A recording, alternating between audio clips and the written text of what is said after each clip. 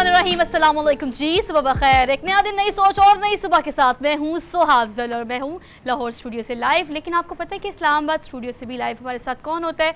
आपने क्या गेस करना है, फौरी तौर पर आपकी मुलाकात करा देते हैं। उसके बाद आपसे चिट चैट के लिए बाकायदा 2 घंटे पूरे लंबे हैं हमारे पास। तो पहले हरमीत पाजी को वेलकम कह देते हैं। अस्सलाम वालेकुम हरमीत पाजी, कैसे हैं आप? Happy Monday, good morning. जी वालेकुम सलाम, सत श्री अकाल, गुड मॉर्निंग। मैं बिल्कुल खैरियत से हूँ और उम्मीद है आप भी खैरियत से होंगी, क्योंकि 2 दिन लगता है कि आपने बीमारी की हालत में गुजारे हैं, लेकिन माशाल्लाह आप सेहतमंद लग रही हैं, ठीक लग रही है आपकी, और अल्लाह आपको सेहत दे।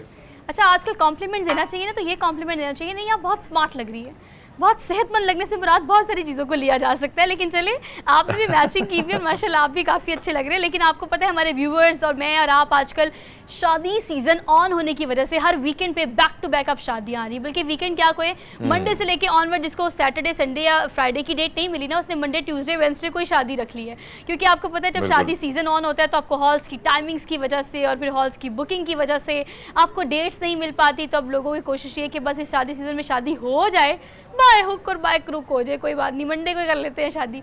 तो खैर शादियों का सीज़न ऑन है और सारे अब देख, मैंने चूँकि शादियाँ अटेंड की वीकेंड पे, और ओ माय गॉड बहुत थकान हो जाती है। आपको पता है कि आपने हेवी ड्रेसेस पहनने होते हैं, शूट वूट कराना होता है, हमारे तो लवाजमात भी थोड़े और होते हैं। बट ऑल तो मुझे लगता है कि हमारे व्यूवर्स भी शादियाँ काफ़ी इंजॉय कर रहे हैं।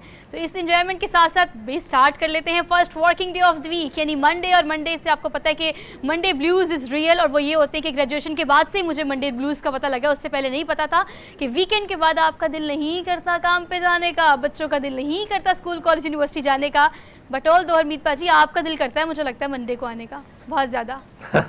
नहीं, आपकी बात दुरुस्त है। वैसे बड़ा मुश्किल होता है कि 2 दिन अगर आपकी छुट्टी रहती है और आपकी आदत है कि 2 दिन छुट्टी करनी है। वैसे मेरी तो आदत में शामिल नहीं है छुट्टी करना, लेकिन बहरहाल हाँ, मंडे को वापसी आना और बड़ा मुश्किल होता है। और आपने तो बात की कि बहुत सारे स्कूल के बच्चे जो हैं, जब मंडे का दिन आता है, हाय रब्बा 10 मिनट 5 मिनट थोड़ा और लेट, तो ये एक कोशिश होती है। और फिर कहीं ना कहीं माँ बाप का झगड़ा भी वालिदैन के साथ की डांट डपट का सिलसिला, और फिर उठा के बैग के साथ जो है गाड़ी में बिठा के भेज दिया जाता है। तो बात आपकी दुरुस्त है। और लेकिन मंडे है, और मंडे जब शुरू होता है तो एक नए दिन की दोबारा शुरुआत होती है, नए हफ्ते की। और मेरे ख्याल में बहुत सारी खबरें होती है, और बहुत सारी खबरें आप लेके आई हैं। बिल्कुल, बहुत सारी खबरें हम वो लेकर आए हैं जो कि सोशल मीडिया पर भी आप देखते हैं, और हमारे पाकिस्तानी मीडिया समेत इंटरनेशनल मीडिया और इंटरनेशनल पर्सपेक्टिव में कौन कौन सी खबरें ऐसी हैं जो कि सरगर्म है, उसके बारे में आज के प्रोग्राम में हम डिटेल में बात करेंगे। So let's talk about top stories of good morning public. So it's Monday. Monday के आज के 2 घंटे के रन डाउन में टॉप स्टोरीज जो हमारे साथ होंगी उस पर हम बात करेंगे। सबसे पहले टॉप ऑफ दी ऑल, आपको पता है हम डेली डोज की बात, डेली डोज का सेगमेंट थोड़ा लंबा कर दिया, आपके इसरार पर हमने लंबा किया है, तो आज डेली डोज प्रोग्राम का हिस्सा होगा। आगे बढ़ेंगे, सोशल मीडिया पर बैक टू बैक जो वीडियो सामने आ रही हैं, इसराइल की जारियत बर्बरियत की अगर हम बात करें, गजा की पट्टी में होने वाली बमबारी की बात करें, तो वहाँ पर हलाकतें कितनी हो गई हैं, ये सिलसिला शुरू कहाँ से हुआ और अब इसराइल की मदद के लिए कौन कौन पहुँच रहा है, इस पर बात करेंगे आज के प्रोग्राम में। डिटेल ये सेगमेंट है। इसके बाद आगे बढ़ेंगे, पॉलिटिकल सेगमेंट भी हमारे प्रोग्राम का हिस्सा होगा। और आपको पता है जहाँ पर तमाम छोटी बड़ी सियासी जमातों की बात करते हैं, तो इस्तेहकाम में पाकिस्तान की तैयारी इंतखाबात को लेकर क्या है, इस पर आज डिटेल सेगमेंट है हमारी टॉप स्टोरीज का। So don't miss it out. आगे बढ़ेंगे, शुगर के बाद हम देख रहे हैं, बल्कि हम ब्लड प्रेशर के बाद ये देख रहे हैं कि शुगर जो है वो हर छोटे बड़े में आम हो गई है। हर चौथा और तीसरा बालिग पाकिस्तानी जो है वो शुगर का शिकार है। डायबिटीज़ के बारे में, उसकी कैटेगरीज़ के बारे में, उसके इलाज मुआवजे के बारे में और परहेज़ के बारे में ये एक डिटेल हमने सेगमेंट आपकी अवेयरनेस के लिए रखा है, तो ये भी आज के प्रोग्राम का हिस्सा होगा। आगे बढ़ेंगे, और जहाँ पर हम बात करते हैं शादियों की, जहाँ पर हम बात करते हैं ट्रेंड्स की, तो फोटोग्राफी वीडियोग्राफी का जो ट्रेंड आजकल चल रहा है, उस पर एक ऐसे आर्टिस्ट से आपकी मुलाकात करानी कि वो क्या सोच के, किन चीज़ों को कीप इन माइंड रख के आपके हैप्पी मोमेंट्स को कैप्चर करते हैं। तो आज के प्रोग्राम में ये भी एक आर्टिस्ट जो हैं वो हमारे मेहमान होंगे। Last but not the least, Noon meme Rashid की आज 48वीं बरसी मनाई जा रही है। उनके करियर पर एक रोशनी डालेंगे, उनको खराज तहसीन, खराज अकीदत पेश करेंगे, और आज के प्रोग्राम में बाकायदा सेगमेंट और पैकेज के तौर पर बातचीत करेंगे इस हवाले से। So we are done with our top stories for today. Program का बाकायदा आगाज़ कर लेते हैं, और आपको पता है मैं आपको क्या बताऊँ, गेस कर ले अरमीत पाजी, प्रोग्राम का आगाज़ हम किससे करते हैं? डेली डोज से। सो आज का डोज पहला आपको दे देते हैं। पहला डेली डोज भी देख ले, मैंने आपसे क्या कहा था, शादियों का सीज़न है, फोटोग्राफी का सीज़न है। आजकल की तो दुल्हन और दूल्हा हरमीत पाजी कहते हैं कि शादी हो ना हो फोटो शूट होना चाहिए, और फोटो शूट भी ऐसा बननी चाहिए। और फोटो फोटोशूट भी ऐसा अनोखा आना चाहिए कि रहती दुनिया उसको याद करे, हमारे बच्चे भी याद करें और हमारे बच्चे भी सोचे कि यार अम्मा अब्बा ने क्या ही कारनामा कर दिया था खैर अपनी शादी पे। लेकिन चले फोकस होता है आपका फोटोशूट पे, और आपको पता है आजकल के फोटोग्राफर्स जो है वो नित नए आइडियाज़ देते हैं कि आप ऐसे शूट करा ले, दुल्हा बिल्कुल दुल्हे के अटायर में हो, दुल्हन ने क्या खूबसूरत लहंगा पहना हो। लेकिन गेस करें अगर आपका ये फ़ोटोशूट पेट्रोल पंप पे हो जाए तो इसकी क्या वजह होगी? ऑब्वियसली बढ़ती हुई महंगाई, बढ़ती हुई पेट्रोल या मसनूआत की प्राइसेस जो हैं उस पर जी आइडिया दिया फोटोग्राफर ने। उसने कहा कि एक काम करें, दुल्हन आएगी पेट्रोल डलवाने के लिए, दुल्हा पेट्रोल डालेगा, हम वहाँ फ़ोटो शूट करेंगे ताकि हमारे बच्चे आज से 20 साल बाद देखें कि उस वक्त पेट्रोल बहुत सस्ता था। मुझे लगता है आगे तो महंगा ही होना, सस्ता तो नहीं खैर होना, लेकिन ये पेट्रोल पंप पे इनकी शादी हुई है, शादी नहीं मतलब फ़ोटो शूट हुआ है, तो बड़ा अनोखा लग रहा है, डिफरेंट लग रहा है, लोगों के बड़े मुख्तलिफ तबसरे आ रहे हैं इस पर सामने। नहीं वैसे तो अगर हम देखें वैसे अगर आप देखें नए नए आइडियाज़ के साथ हम सारे दुल्हा दुल्हन जो आते हैं और इस मैदान में सारी बात है, मुश्किल मैदान है, उसमें कूदना पड़ता है। लेकिन अब फोटोग्राफी की आपने बात की, रील्स की बात की, तो उसकी सबको फिक्र होती है, हाँ ऐसा पोज होना चाहिए, ऐसा होना चाहिए।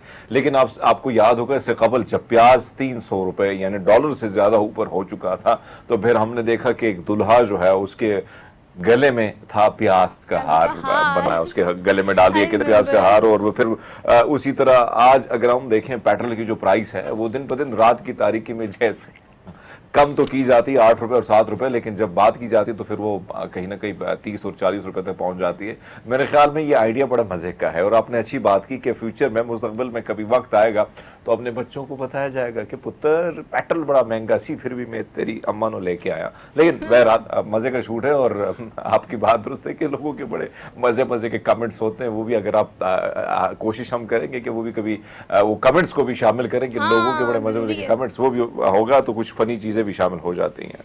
क्योंकि जो कमेंट सेक्शन में लोग एक दूसरे से आके लड़ते हैं ना हरमीत पाजी, वो सबसे इंटरेस्टिंग होता है। वो इसलिए क्योंकि मैंने इसका कमेंट सेक्शन एक दफ़ा देख लिया हल्का फुल्का सा इस स्टोरी को करने से पहले, तो आपको पता नीचे क्या कमेंट्स थे। उन्होंने कहा ये पेट्रोल मालिक के बेटे से शादी करी है। उन्होंने फिर दूसरे ने कहा नहीं नहीं नहीं, ये तो दिखाना चाहते हैं अपने बच्चों को, आने वाले बच्चों को, कि उस वक्त देखिए पेट्रोल कितना सस्ता था। जैसे हमारे अम्मा बाप हमें बताते नहीं है बेटा आटा इतने चवन्नी था और ये चीज़ इतने चवन्नी थी, तो अब आने वाले वक्तों में ये कहा जाएगा कि इतने रुपए पेट्रोल मिलता था, क्योंकि मेरे ख्याल से उस वक्त हज़ारों में तो चला ही जाएगा। खैर, लेकिन ये फोटोग्राफर का आइडिया है जनाब, और एक आइडिया ये आपको वायरल कर देता है। और आजकल हर किसी की कोशिश यही होती है कि वो शादी पे बस बाय हुक और बाय क्रुक वायरल हो जाए। तो ये कामयाब रहे, वायरल हुए तो यहाँ तक पहुँचे और आज हम इनकी खबर दे रहे हैं आपको। आगे बढ़ते हैं, अगली खबर भी आपको देते हैं।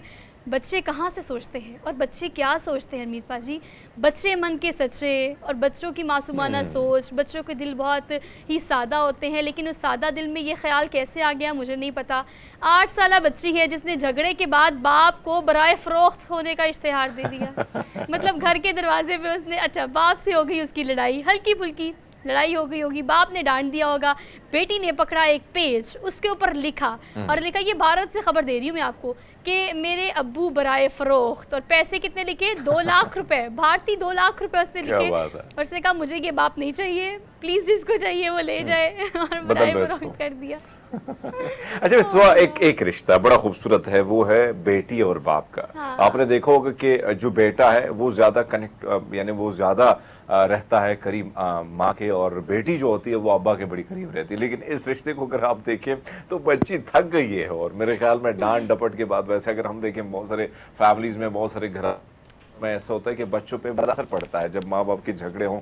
या भारत की मैं बात करूँ तो वहाँ पे सबसे ज़्यादा तलाक इसलिए भी होती है ख़वातीन और मर्द हज़रात, क्योंकि ज़्यादा वहाँ पे शराब पी जाती है और सस्ती वो भी अच्छी खासी पी जाते हैं, तो मेरे ख्याल में ठीक होता है। लेकिन वो जिसे टरा कहते हैं वही पिया जाता है, तो उसकी वजह से बड़े रिश्ते ख़राब हो जाते हैं। तो शायद यही वजूहत भी हो सकती है कि बच्चों पर बड़ा असर पड़ जाता है और बच्चे फिर गिले शिकवे करते हैं। उस बच्ची को अगर आप देखें कि वालिद के साथ कहीं उसने टक्कर ली है कि भाई मेरे वालिद साहब ना बहुत तंग करते हैं, बहुत तंग करते हैं, बहरहाल इसको फरोख्त ही कर लेते हैं। मेरे ख्याल में अगर गुर्दे अच्छे होते तो गुर्दे इंडिया में बड़े सस्ते में बिक जाते हैं लेकिन बहरहाल अच्छे में बिक जाते हैं, लेकिन अगर वो शराब के मारे हो फिर बड़े मुश्किल से बिकते हैं। बहरहाल उसने लेवल लगा दी और बाबा से तंग है। बाबा को भी सीखना होगा कि थोड़ा सा अपना रवैया बदलना होगा बच्चों के साथ। अच्छा, वरना तो आपको पता है अभी तो सिर्फ फ़रोख्त करने का इश्तिहार लगाया, वरना फ़रोख्त कर भी देना रातों रात, अब्बू को पता भी ना चले कि मैं अब किसी और का अब्बू बन चुका हूँ। खैर, लेकिन आपको पता है बच्ची ने चिट के ऊपर ये भी लिखा कि अब्बू को अच्छा मजीद लगेगा। मालूमात के लिए घंटी बजाएं। मतलब अगर आप घंटी बजा के अंदर हाँ। आएंगे तो आपको मजीद इन्फॉर्मेशन भी देंगे कि अगर मैंने अब्बू फरोख्त करना है तो किन शराइत पर करना है। खैर, बच्चों की ये मासूमाना सोच है, लेकिन अनोखी सोच है। बच्चे अब पहले की तरह नहीं सोचते। ये जेन जी जनरेशन है और आपको पता है इनके सोचने का तरीका और पर्सपेक्टिव चीज़ों को देखने के बहुत मुख्तलिफ होते हैं। सो इनसे आपको बच के रहना चाहिए, इनके मुताबिक चलना चाहिए। आगे बढ़ते हैं, अगली खबर पर चलते हैं। अगला डेली डोज जो हमने आपको देना है वो क्या खूबसूरत प्यारा सा तोता है जो कि लापता है, लेकिन अब अपने मालिक तक पहुंच गया है। तोते की बोलने की सलाहियत आपको पता है ना, घर में हम जो पैरट रखते हैं खासतौर पे, तो हमें सबसे अच्छी उसकी याद लगती है कि वो मियाँ मिट्ठू चूड़ी खानी है, मियाँ मिट्ठू। तो ये हमें बहुत प्यारा लगता है जब तोता ये सब कुछ कहता है। लेकिन जनाब, ये तोते की बोलने की सलाहियत ने इसे अपने मालिक तक दोबारा मिला दिया। मतलब 2020 में ये लापता हुआ, उसके बाद एक दुकानदार ने इसको बेचने की कोशिश की और चूंकि एक नायाब तोते की ये किस्म है तो इसको वहाँ पर बेचना, फ्रांस में इसको बेचना जो है वो गैर कानूनी है। उसके बाद पुलिस ने जब इसका मुआयना किया तो पुलिस एहलकार को याद आया कि हमारे एक अफसर का सुरमई रंग का खूबसूरत सा तोता जो है वो 2020 में लापता हुआ था। और तोते ने क्या बोलना शुरू कर दिया, जाको जाको। मतलब फ्रांस में तोते को जाकू कहा जाता है। तो ये जब उसने बोलना शुरू किया तो भाई उसके बोलने की सलाहियत की वजह से वो अपने मालिक तक पहुंच गया, वो भी 2-3 साल बाद। वो तमाम जानवरों की आवाज़ें भी निकाल रहा है हरमीत पाजी, और वो बाकायदा मियाऊं अगर सबको कि कैट कैसे बोलती है और ख़ुद भी जिस तरह से वो बोल रहा है, कितना ट्रेंड लग रहा है। नहीं बिल्कुल, वैसे अगर मैं बात करूँ तो तोते जितने घरों में जो पालते हैं और वो सीख बहुत जाते हैं जो भी भाषा होती है। और मुझे तो अपने पड़ोस में तोता बिल्कुल याद है कि जैसे, लेकिन एक चीज़ थी जो सबसे ज़्यादा चिढ़ मेरे पड़ोस में होती थी वो ये थी कि बुजुर्गों के नाम भी उसने रट्टे लगाए थे। और आपको पता है कि बहुत से बच्चे जो है माइंड करते हैं कि उनके वालिद साहब का, दादे का नाम क्यों ये तोता ले रहा है। बहरहाल बड़े मज़े मज़े की गुफ्तगू होती है और लोग छिड़ते भी हैं और ये गुस्से में भी बहुत जल्दी आ जाते हैं, गुस्सा बहुत जल्दी आता है और फिर इनके पंजे जो हैं वो काफ़ी तीखे भी होते हैं। लेकिन बहरहाल मियाँ मिट्ठू इस तोते को देखें तो भाई पहुंच गया। उसकी वजह यह है कि भाई नाम उनको याद थे रटा रटा, और फिर बातें वो करना तो पहले से सीख चुके थे। और हमने देखा है कि बहरहाल अगर हम देखें मुख्तलिफ मार्केट्स में आप जाएं तो लोगों ने बाकायदा इनको पाला भी होता है, बेचे भी बड़े ज़्यादा जाते हैं और फिर लोग जो हैं बड़ा ख्याल भी, बच्चे खासकर बच्चे बड़ा ख्याल रखते हैं और बोली कोशिश की जाती है कि इसको बोली जल्दी सिखाई जाए और वो सीख भी जाते हैं। और वो सीख कर जब बोलते हैं तो बहुत प्यारे भी लगते हैं, बिकॉज हम जानवरों से ये बहुत ज़्यादा नॉर्मल नहीं है कि वो इंसानों की तरह बोले। जब कोई जानवर इंसानों की तरह बोलता है तो वो हमें देखने में बहुत दिलचस्प भी लगता है और लोग उसको बड़ी पसंद से देखते भी हैं। और इस वीडियो को भी इस तरह से मिलियन में व्यूज़ अब तक मिल चुके हैं, चूँकि आपको पता है हर चीज़ सोशल मीडिया पर people love it, people like it, और फिर आगे से आगे शेयर भी करते हैं। आगे बढ़ते हैं, अगली खबर आपको देनी है। अगली खबर जो हमने आपको देनी है वो क्या है, कीमती खबर है। मतलब हमारे पास भी डोनाल्ड ट्रंप है, लेकिन हमारे पास जो डोनाल्ड ट्रंप है वो लोकल डोनाल्ड ट्रंप है। और वो क्या बेचता है, कुल्फ़ी बेचता है। मैं आपको बताती हूँ, पाकिस्तान में एक डोनाल्ड ट्रंप डायग्नोस हुआ है। डायग्नोस ही मैं से कहूँगी बिकॉज ये किसी बीमारी से तो कम है नहीं। खैर, डोनाल्ड ट्रंप के पाकिस्तान में कुल्फ़ी बेचने की हकीकत क्या है मैं आपको बताती हूँ। आजकल सिविल फ्रॉड का एक मुकदमा चल रहा है डोनाल्ड ट्रंप पे, और आपको पता है जिसकी वजह से वो अपनी जायदादों से महरूम है। तो उसने कहा चलो वहाँ तो कुछ नहीं बना अमेरिका में मेरा, चलो मैं यहाँ पाकिस्तान में कुल्फ़ी लगा लेता हूँ। नहीं भाई, मैं झूठी स्टोरी बना रही हूँ, ये स्टोरी बिल्कुल नहीं है। मैं आपको बताती हूँ, डोनाल्ड ट्रंप से मुशाबत रखने वाला ये आदमी, इसका ताल्लुक है पाकिस्तान से और ये बेच रहा है कुल्फ़ियाँ क्या अपनी सुरीली आवाज़ में। और इसकी वीडियो किसी ने बना ली क्योंकि उसको पता लग रहा था कि डोनाल्ड ट्रंप से कितना ज़्यादा मिलता है, कि उसके बाल, उसका फेस, उसका मुझे लगता है फिज़ीक भी मिल रही है। तो खैर लोगों ने इसकी वीडियो लगा दी सोशल मीडिया पे और वो हो गई वायरल। लेकिन कितना अच्छा लग रहा है डोनाल्ड ट्रंप कुल्फ़ियाँ बेचता हुआ। मुझे लगता है मुस्तकिल में तमाम जायदादें जो इसके पास नहीं है, जैसे ये महरूम है, मुझे लगता है यही काम करना पड़ेगा इसको।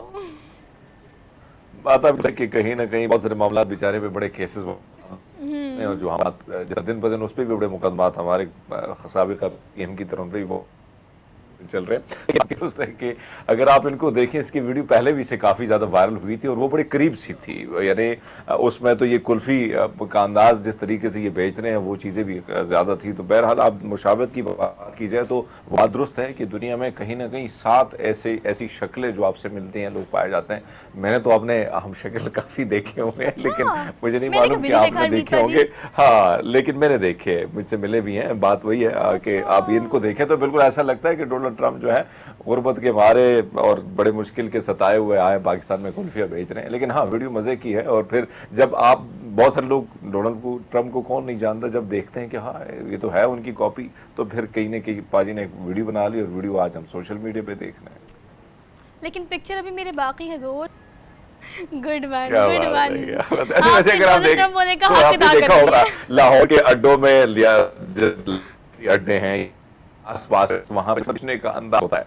वो जिस तरीके से कमेंट्री की जाती है बड़े मजे की होती है, उसमें पता नहीं क्या क्या किस तरीके से वो चीजों को सेल करते हैं, और वो मजे की होती है।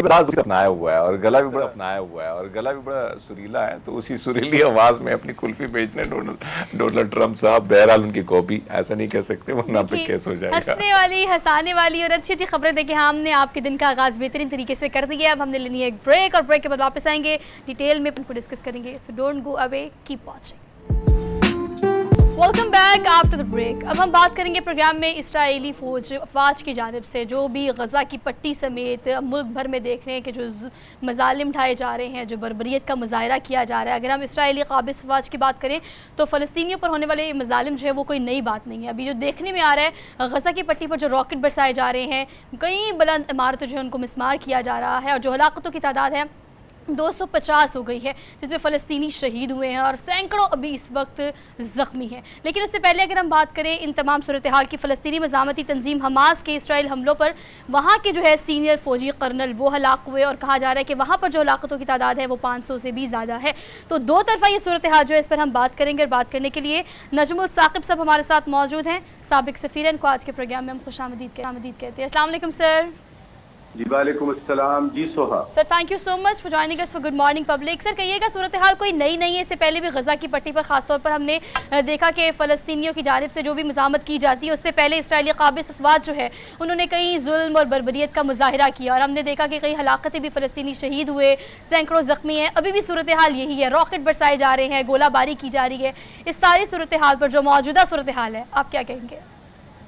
देखिए, ये कहना कि ये नई सूरत हाल नहीं है एक लिहाज से ठीक है, क्योंकि ये मसला तो काफी देर से चल रहा है जी। लेकिन ये जो 500 रॉकेट, 5000 रॉकेट और अभी 50,000 रॉकेट जो है वो हमास कहता है जी अभी लाइन अप किए हुए हैं, ये बिल्कुल नई सूरत हाल है। यानी आप जो समझिए कि जंग का जो स्केल है, इतने मैसिव स्केल पे गजा से या हमास की तरफ से इससे पहले देखने में नहीं आया। तो हम ये कह सकते हैं कि ये अनप्रेसिडेंटेड है। इस तरह का ऑल आउट अटैक जो है वो पहले नहीं हुआ। फिर हमने देखा कि दूसरी तरफ से जो है वो बाकायदा जंग का ऐलान किया गया है। The war has been declared by Israel. इसका क्या मतलब है कि बैटल लाइन ड्रॉ हो गई, अब जंग होगी, और उसमें फिर ये रॉकेट चलते हैं, लोग शहीद होते हैं, मारे जाते हैं, ये तो होगा। जो खित्ते के बारे में जानने वाले लोग हैं, मिडिल ईस्ट की पॉलिटिक्स और international politics regarding Palestine issue, वो ये जानते हैं कि ये होना ही था। अब इसमें सिर्फ ये हुआ कि जल्दी से जो हुआ, ये जो हमास का अटैक है, उसमें जो फौरी निकला ना, एक यूं समझिए कि मुहर्रक उसका निकला, वो ये था जो मैं अभी बता रहा हूँ आपको।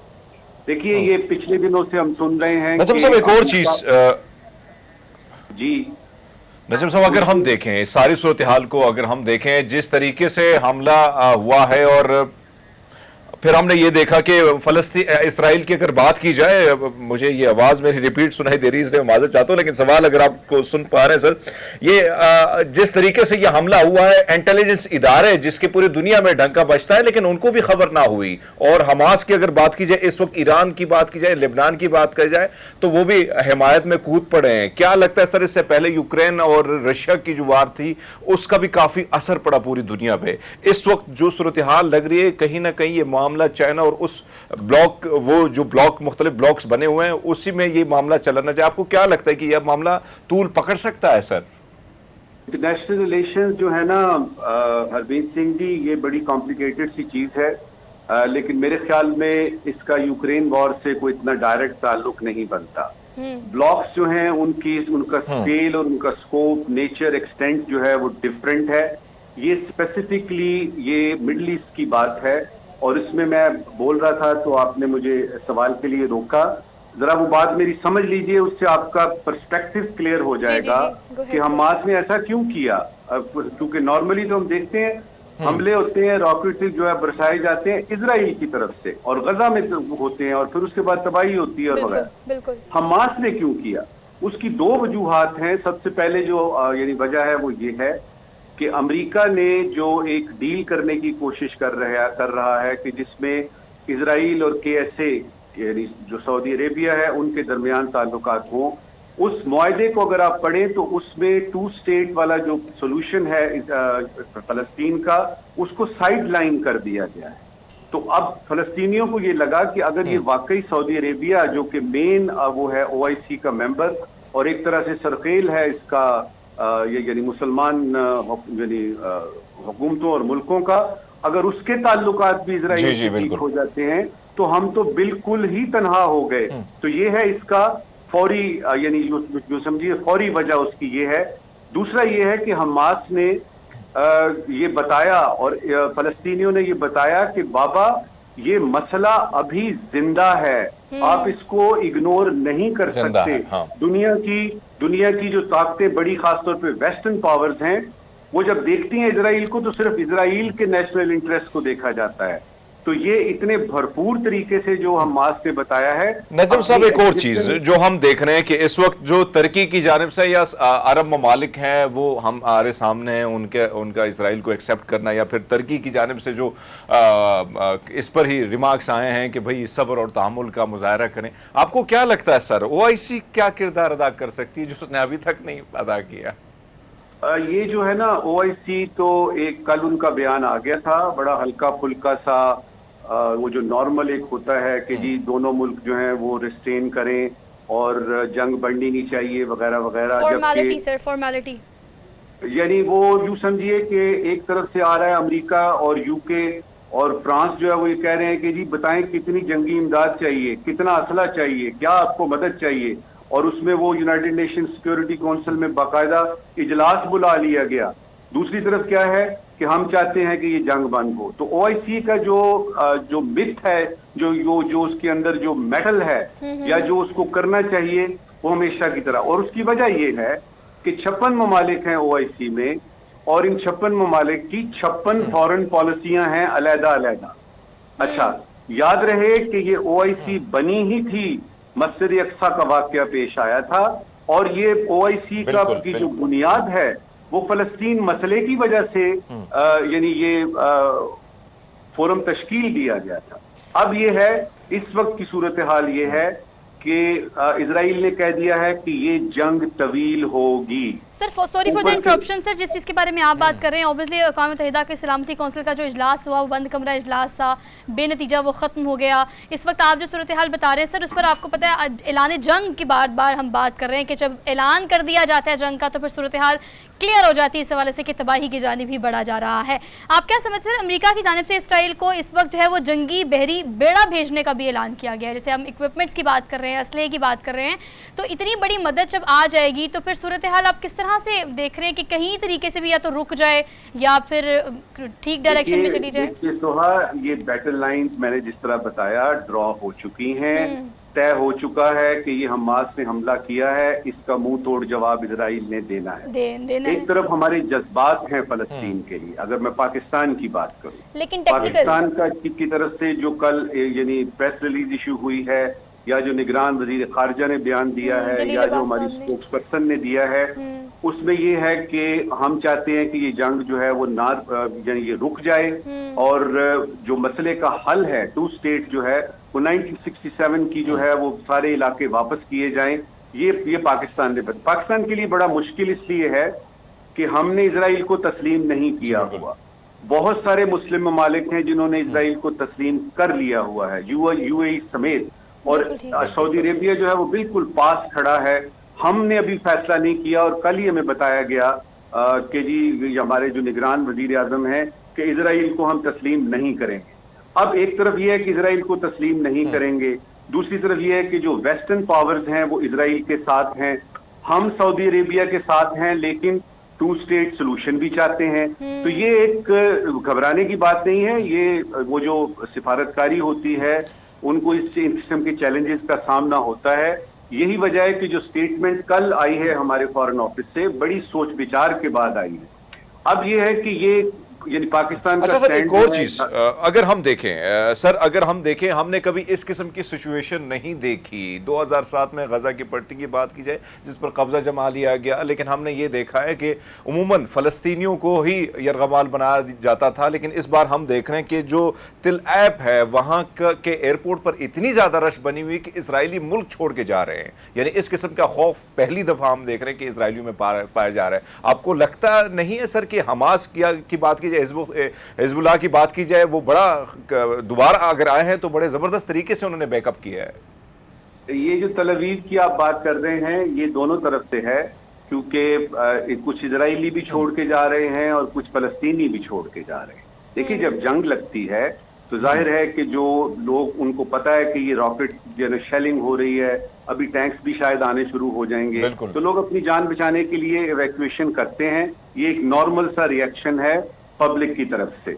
लेकिन जो आपने बात की है कि जी हमास की तरफ से ये इतना बड़ा मैसिव जो है ना, ये अटैक जो है, ये कम से कम मैंने नहीं देखा कि इस तरफ से हो और इतने ऑर्गेनाइज तरीके से हो और अनप्रोवोक्ड हो। याद रखिएगा कि जब भी कभी फलस्तीन से या हमास से कोई होता है तो वो इन रिएक्शन होता है। तो मैंने जिस तरह शुरू में बताया आपको कि अब वक्त आ गया था कि फलस्तीनियों ने सोचा कि ये ऑल आउट वॉर जो है बड़ी जरूरी हो गई है, क्योंकि दुनिया ने बिल्कुल उनको तनहा कर दिया है। हत्ता कि जो मुस्लिम ममालिक हैं, जो कि फोटे है यानी फलस्तीन का, उनके भी जो सरखेल हैं वो अब इजराइल से ताल्लुकात बढ़ा रहे हैं। तो यूं समझिए कि ये एक टर्निंग पॉइंट है यानी उस चीज का जो कि फलस्तीनियों के दिलो दिमाग में है। ये एक टर्निंग पॉइंट है। नजमुल साकिब साहब हमारे साथ मौजूद थे, उनका कहना यह था कि फ़लस्तीन या हमास की अगर हम बात करें तो अपनी जंग के लिए बिल्कुल तैयार हैं, जिस वजह से इस दफ़ा हमला नहीं कहेंगे लेकिन जवाब या फिर इनिशिएटिव जो है वो इस तरफ से लिया गया है। लेकिन सूरत हाल ये है कि अगर हम निगरान वज़ीर ख़ारजा की बात करें जलील अब्बास जिलानी साहब, उनका कहना इस सारी सूरत हाल पर यह है कि मौजूदा सूरत हाल में हम फ़लस्तीनी बहन भाइयों के साथ खड़े हैं और यकजहती का मुजाहरा करते हैं। एक ब्रेक लेनी है, वापस आते हैं, ब्रेक के बाद हमारे साथ रहिएगा। Welcome back after the break. So अगर हम इंतखाबात की बात करें तो कोई तारीख तो खैर अलबत्ता नहीं दी गई। हाँ, ये ज़रूर कहा जा रहा है कि एक प्रोग्राम जो इलेक्शन कमीशन की जानिब से जारी किया गया है वो जनवरी के लास्ट का है। लेकिन अभी भी एक ऐसी गैर यकीनी की सूरत हाल पॉलिटिकल सियासी जमातें जितनी भी हैं छोटी बड़ी पाकिस्तान में, उनमें ये पाया जा रहा है कि इंतखाबात मज़ीद भी डिले हो सकते हैं। लेकिन फ़िलहाल एक प्रोग्राम जो इलेक्शन कमीशन की जानिब से दिया गया है उसके बाद जो है वो मंसूर की, नैरेटिव की और सियासी जमातों की इंतखाबात को लेकर तैयारियाँ जो है वो जारी हैं। जहाँ पर हम तमाम सियासी जमातों की बात करते हैं वहीं पर हम पाकिस्तान इस्तेहकाम पाकिस्तान पार्टी की भी बात करेंगे। मतलब IPP के रहनुमा किस तरह से अपने हलकों में एक्टिव हैं, उनका मंशूर क्या है, वो क्या काम कर रहे हैं, इस पर बात करने के लिए रहनुमा इस्तेहकाम पाकिस्तान पार्टी महमूद मौलवी साहब हमारे साथ मौजूद हैं। उनको आज के प्रोग्राम में खुशामदीद कहते हैं। अस्सलाम वालेकुम सर। वालेकुम सलाम सर, बहुत शुक्रिया हमें वक्त देने के लिए। सर कहिएगा कि आने वाले इंतखाबात, पहले तो ये बता दें कि आपको लगता है कि इलेक्शन कमीशन की जानिब से जनवरी लास्ट का प्रोग्राम दिया गया है, उसके मुताबिक तारीख जो है उसको अनाउंस बर वक्त कर दिया जाएगा? और अगर इंतखाबात की तैयारियों की बात करें तो इस हवाले से इस्तेहकाम पाकिस्तान पार्टी की क्या क्या तैयारियाँ हैं, मंशूर क्या है, नैरेटिव क्या बिल्ड किया आप लोगों ने? देखिए, एक चीज़ मैं आपको बता दूं, इलेक्शन कमीशन ने जो तारीख दी है, उन्होंने कहा हल्का बंदियों का जो है वो नवंबर एंड तक जब वो कंप्लीट कर लेंगे उसके बाद 45 से 55 दिन देंगे। अब ये देखना है कि हल्का बंदियों के जो सारे इश्यूज़ हैं वो नवंबर तक कंप्लीट हो जाएंगे या आगे जाएंगे। उसकी वजह देखें ना, कराची में भी एक जो NA की सीट बढ़ गई है, सिंध में एक कम हो गई है। अब इसके ऊपर एतराज़ात आएंगे और वो सब क्लियर करने के बाद ही फैसला होगा कि जी ये कंप्लीट हो गए। उसके बाद 55 या 45 या 55 दिन। एक तो चीज़ ये हो गई, तो हम देख रहे हैं कि भाई आइदर जनवरी का एंड होगा या फरवरी का एंड होगा, क्योंकि अगर आप मौलाना फजल रहमान साहब को भी देखें, उनके स्टेटमेंट्स, वो तो कह रहे हैं कि जी आगे जाएंगे और फरवरी के तक भी हो गए। तो भी देखें, एक चीज़ है ना कि जो इंटीरियम गवर्नमेंट है इसको थोड़ा वक्त मिल जाएगा, जो ये I would use the word operation कर रही है। महमूद मौलवी साहब, एक तो इलेक्शन जिस तरह हम देख रहे हैं कि चीज़ें लेट होती चली, जो आप भी फरमा रहे हैं और मौलाना साहब को ठंड भी लग रही है, वो कह रहे हैं कि ठंड बड़ी ज़्यादा होगी, इससे पहले गर्मी का मसला था। सर अगर हम देखें इस्तेहकाम पाकिस्तान की अगर बात की जाए तो क्या प्लान है जिस मुश्किलात का मुल्क इस वक्त शिकार है, चाहे वो सियासी अदम इस्तेहकाम हो, मुआशी अदम इस्तेहकाम हो, ऐसे में आपकी पार्टी का क्या प्लान है? क्या कोई प्लानिंग आप लोगों ने अभी तक अवाम के सामने रखा नहीं है? अभी तक कोई बड़ा जलसा आप लोगों ने किया नहीं? हाँ, अलबत्ता सोशल मीडिया की टीम हायर की है, लेकिन उस तरफ से भी हमें कोई चीज़ें नज़र नहीं आ रही हैं। देखिए, एक तो चीज़ मैं आपको बता दूं, पहला जलसा अभी हमने जो फाइनलाइज किया है वो 28 अक्टूबर को है, ठीक है ना, जिसमें हम ये प्रॉपर पहला जलसा करेंगे। और जहाँ तक देखें, हम जो है बेसिकली हमने अपना काम शुरू कर दिया, ग्राउंड वर्क जो है शुरू हो चुका है। और बहुत सी जगहों पे तो आप ये देखें कि हम पंजाब में तो स्पेशली वो लोग हैं जो कि ऑलरेडी इलेक्ट हो चुके थे, तो जिसको आप कहते हैं इलेक्टेबल्स, ठीक है ना, तो पंजाब में तो हम काफ़ी स्ट्रॉन्ग हैं।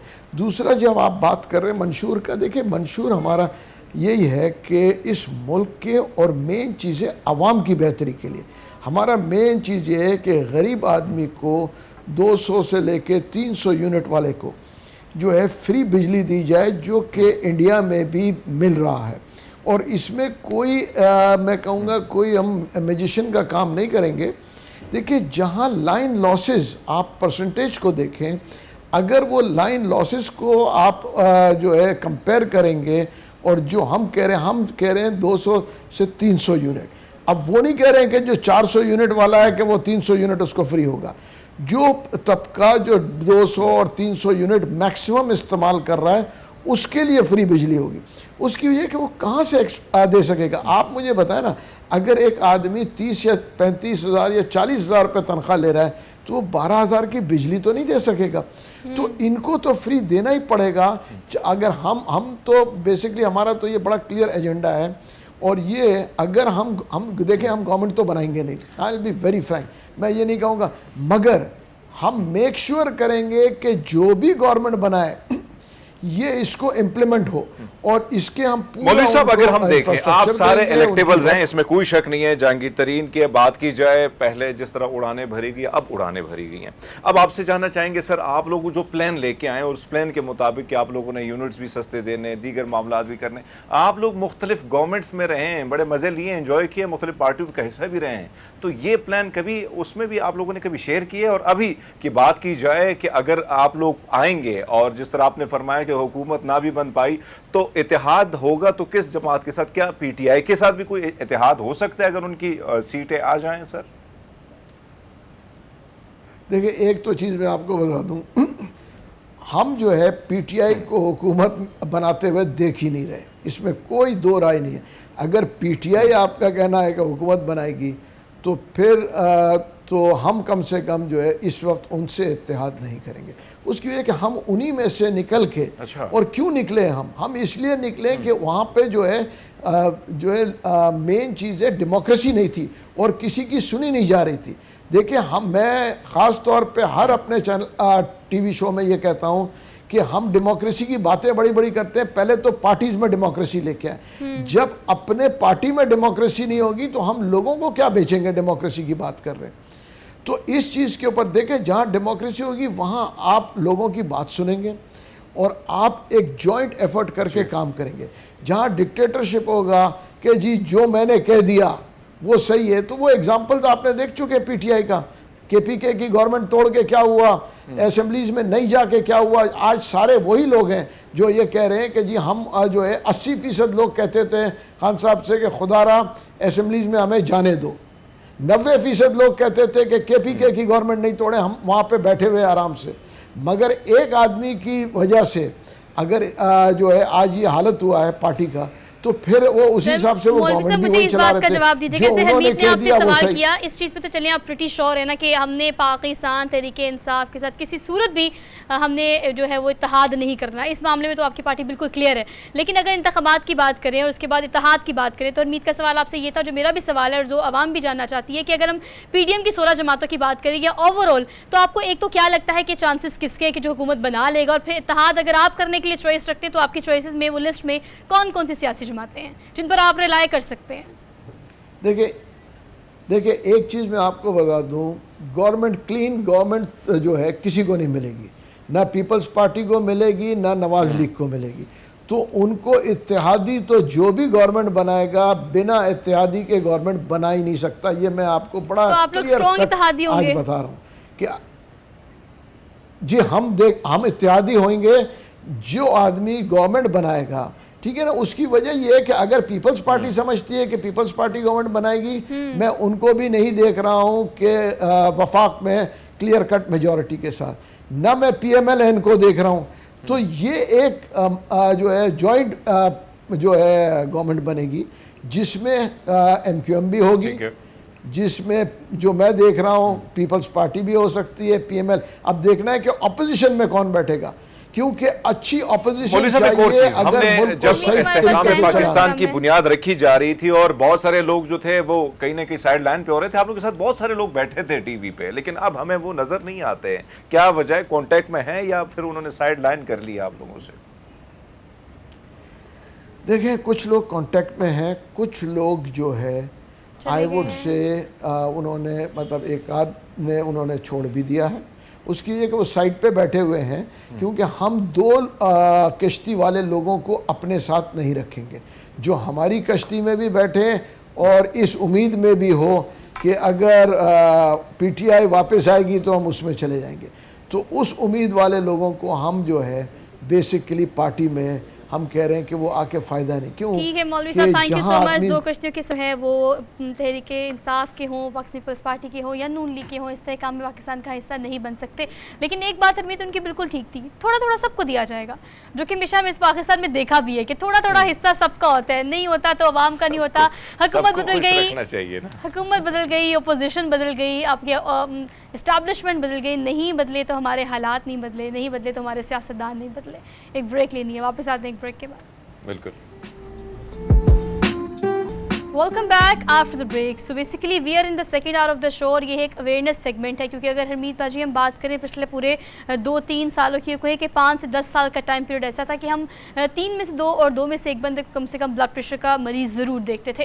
ये चीज़ बहुत ज़्यादा कॉमन थी पाकिस्तान में भी और अरब साइड में ख़ास तौर पर। लेकिन पाकिस्तान में ये चीज़ इतनी कॉमन नहीं थी कि डायबिटीज़ इतनी तेज़ी से जितने पिछले चंद एक सालों में फैला है। और अगर भारत और चीन के बाद बात करें तो आज पाकिस्तान का 3रा नंबर है। हर चौथा बालिग पाकिस्तानी यानी बालिग नौजवान जो है वो डायबिटीज़ का शिकार है। इसकी टाइप्स कौन कौन सी है और इसके साथ किस तरह से नॉर्मल लाइफ गुजारी जा सकती है, क्योंकि एक बीमारी तो हो गई, वो डायग्नोस भी होगी, उसका इलाज मुआवजा भी चल रहा है, लेकिन उसके साथ नॉर्मल लाइफ को साथ कैरी करना एक यकीनन टास्क है। इंसुलिन तक पहुँचने तक क्या वो रास्ता होता है जहाँ पे आपको कौन कौन सी प्रिकॉशंस करनी चाहिए जब आप एक्सट्रीम पर पहुँचने से पहले बच जाएँ, इस पर आज के प्रोग्राम में हम डिटेल में बात करेंगे। डिटेल में बात करने के लिए जो पैनल मेरे साथ मौजूद है उनका तारुफ मैं आपसे करा देती हूँ। डॉक्टर सोमिया इक़्तिदार हमारे साथ मौजूद हैं, एसोसिएट प्रोफेसर हैं। इसके अलावा हमारे पैनल में हमाला खान हमारे साथ मौजूद है, हमारे ग़िज़ाइयत है। इन दोनों का आज के प्रोग्राम में हम वेलकम कहते हैं। हमाला खान चूँकि स्टूडियोज़ में हमारे साथ मौजूद है, हमारा आपसे प्रोग्राम का आगाज़ कर लेते हैं। हमारा बताइएगा कि डायबिटीज़ होने की बेसिक रूट कॉज की पहले हम बात कर लेते हैं। तादाद कितनी है, अरब साइड के बाद पाकिस्तान में कितने इसके इफ़ेक्टिव्स हैं? आपको क्या लगता है कि पाकिस्तान की हम बात करें तो डायबिटीज़ होने की सबसे बड़ी वजह और रूट कॉज नौजवानों में आपको क्या लगता है? बिल्कुल, थैंक यू सो मच। सो हाँ, आपने बड़ा इंपॉर्टेंट टॉपिक चूज़ किया, क्योंकि जैसे आप बात कर रही हैं कि डायबिटीज़ पाकिस्तान में 3रे नंबर पे और लेटेस्ट रिपोर्ट्स के मुताबिक पाकिस्तान में ज़ियाबतीज़ के शिकार मरीज़ों का नंबर अब पहला हो चुका है। तो पाकिस्तान कहा जाता है कि कहीं तो आगे है, तो वो पहला नंबर जो है वो डायबिटीज़ में है। और वो इसकी रूट कॉज और सबसे मेजर कॉज आपका लाइफस्टाइल है, आपकी डाइटरी मॉडिफिकेशंस हैं। जैसे आपने बात की कि यंगस्टर्स को और टीनेजर्स को बहुत ज़्यादा इफेक्ट कर रही हैं। वो क्यों कर रही हैं? क्योंकि उनकी लाइफस्टाइल मॉडिफिकेशंस और उनकी डाइटरी हैबिट्स, आम अल्फाज में बात करूँ तो उनके खाने पीने की आदत इतनी ख़राब हो चुकी हैं कि अल्टीमेटली डायबिटीज़ के शिकार जो लोग हैं वो बढ़ते जा रहे हैं। इसी के साथ साथ सेडेंट्री लाइफस्टाइल यानी चहलकदमी की बहुत ज़्यादा कमी है लोगों में। लोगों का फिजिकल एक्टिविटी पर ध्यान बहुत ज़्यादा कम हो चुका है। बीइंग अ न्यूट्रिशनिस्ट बात करूँ तो फिजिकल एक्टिविटी जो है वो बिल्कुल माइनर हो चुकी है। फीमेल्स में देखा जाए तो वो समझती हैं कि घर के काम करना ही एक टाइप की फिजिकल एक्टिविटी है। एग्जैक्टली, लेकिन अपने लिए वक्त निकालना और फिजिकल एक्टिविटी की तरफ जाना है बहुत ज़्यादा कम कर दिया लोगों ने, जिसकी वजह से सबसे ज़्यादा मेन कोज जो है ये 2 कॉजेज हैं जिसकी वजह से डायबिटीज़ का रिस्क जो है वो बहुत ज़्यादा बढ़ता है। यंगस्टर्स में तो ठीक है, लेकिन डॉक्टर सोमिया आपकी तरफ आऊँगी, आप ये बताएगा कि हम अगर ज़्यादा एजेड लोगों की बात करें, बाजू का तो जेनेटिकली एक चीज़ आप में ट्रांसफ़र होती है, फैमिली में वेरी करती है कि अगर आपकी अम्मा को है तो फिर आगे से उनके बच्चों को होती है, फिर आगे से उनके बच्चों को भी होती है, लेकिन अगर हम नौजवानों की बात करें या बूढ़े लोगों की भी बात करें तो कौन कौन सी ऐसी टाइप है जो एग्जिस्ट करती हैं डायबिटीज़ की, और कौन सी टाइप किसको ज़्यादा होती है, ज़्यादा केसेस किस चीज़ के हैं? Okay, thank you very much. पहले तो इतना इम्पॉर्टेंट इशू जो कि एक बर्निंग टॉपिक है उसको टेकअप करने के लिए, डायबिटीज जैसे आपको हमाला ने भी बताया कि it's now a lifestyle problem. तो इसमें बहुत सारी चीजें हैं जो इफेक्ट कर रही होती हैं, जिसमें डेफिनेटली जेनेटिक्स का भी रोल है। जो हमारी एशियन पॉपुलेशन की जेनेटिक्स है, they are prone to develop metabolic problems, और मेटाबॉलिक प्रॉब्लम्स में सरफहरिस्त जो है वो खून में शुगर की ज्यादती या ज़ियाबीतस का मसला है। तो जेनेटिकली भी ये ट्रांसफर हो रही है, हमारी जीन्स में कुछ ऐसी चेंजेस ओवर द जनरेशंस आ गई हैं जिसमें हम ज्यादा प्रोन हैं। और दूसरा, मैं ये एक इम्पॉर्टेंट बात बताना चाहती हूँ कि मोटापे के साथ हम डायबिटीज़ को रिलेट करते हैं, स्पेशली जो टाइप 2 डायबिटीज़ है जो कि ओल्डर एज की डायबिटीज़ है। ज़ियाबीतस की किस्मों की आपने बात की तो दो एग्जाम है, एक टाइप 1 डायबिटीज़ है जो ये आमतौर पर यंगर पॉपुलेशन में होती है, जिसमें ये एक ऑटो इम्यून प्रोसेस है, जिसमें जिस्म में इंसुलिन नहीं बनती, इसलिए शुगर का जो लेवल है वो ब्लड में बढ़ जाता है। लेकिन जो टाइप 2 डायबिटीज है, जो 95% लोगों में टाइप 2 डायबिटीज होती है, वो जरा लेटर एज में देखी जाती है और इसमें इंसुलिन सही तरह काम नहीं कर सकती जिस्म पे, और ये मोटापे से रिलेट की जाती है। लेकिन पहले हम इसको कहते थे ये ओल्डर एज की डायबिटीज है, लेकिन अनफॉर्चुनेटली ओवर द इयर्स हमने देखा है कि type 2 diabetes younger age group में भी आना शुरू हो गई है। और अब मेरे पास ओपीडी में पेशेंट्स जो क्लिनिक में आते हैं या हॉस्पिटल में आते हैं, हम 25, 30, 35 इयर्स की एज में भी ज़ियाबीतस टाइप 2 के मर्ज को देख रहे हैं। तो आमतौर पे जो टाइप 2 अच्छा डॉक्टर साहब, आप जो फरमा रही हैं, यानी अगर हम देखें तो एक वक्त होता था कि भाई थोड़ी सी उम्र ज़्यादा हो जाती थी तो फिर भाई बहुत सारी बीमारियां और शुगर, बीपी, ये सारी चीज़ें आ जाती थी। लेकिन अब अगर हम देखें तो आपने जो फरमाया कि नौजवानों में भी और फिर बच्चों में भी, अब बच्चे भी इसका शिकार हो रहे हैं। आपने टाइप 1 टाइप 2 की बात की, कौन से टाइप 1 या टाइप 2, उसमें क्या हो सकता है, कौन से स्टेज पर इसको रोका जा सकता है, चाहे अगर आप नौजवान हैं, आप यंग हैं बिल्कुल, और आप चाहते हैं कि आगे मजीद मुश्किलात ना हो तो? बहुत ही इंपॉर्टेंट क्वेश्चन है। जो टाइप 2 डायबिटीज है, मैंने आपको बताया कि ये लाइफस्टाइल से रिलेटेड है और मोटापे से रिलेटेड है। तो हम जितना अपने आप को एक एक्टिव लाइफस्टाइल में अपनाएंगे और जितना अपने वजन को कंट्रोल करेंगे, उतना ही आप इस बीमारी का शिकार होने से बच सकते हैं। पहले ज़ियाबीतस के मुतालिक कहा जाता था कि ये एक लाइफ लॉन्ग बीमारी है, इसमें जब इंसान डायग्नोज हो जाता है तो उसे जिंदगी भर दवाइयाँ लेनी पड़ती है और ये वापस नहीं आती। लेकिन नई रिसर्च के मुताबिक डायबिटीज में अब रिमिशन भी पॉसिबल है, यानी कि वापसी के रास्ते की तरफ आप जा सकते हैं।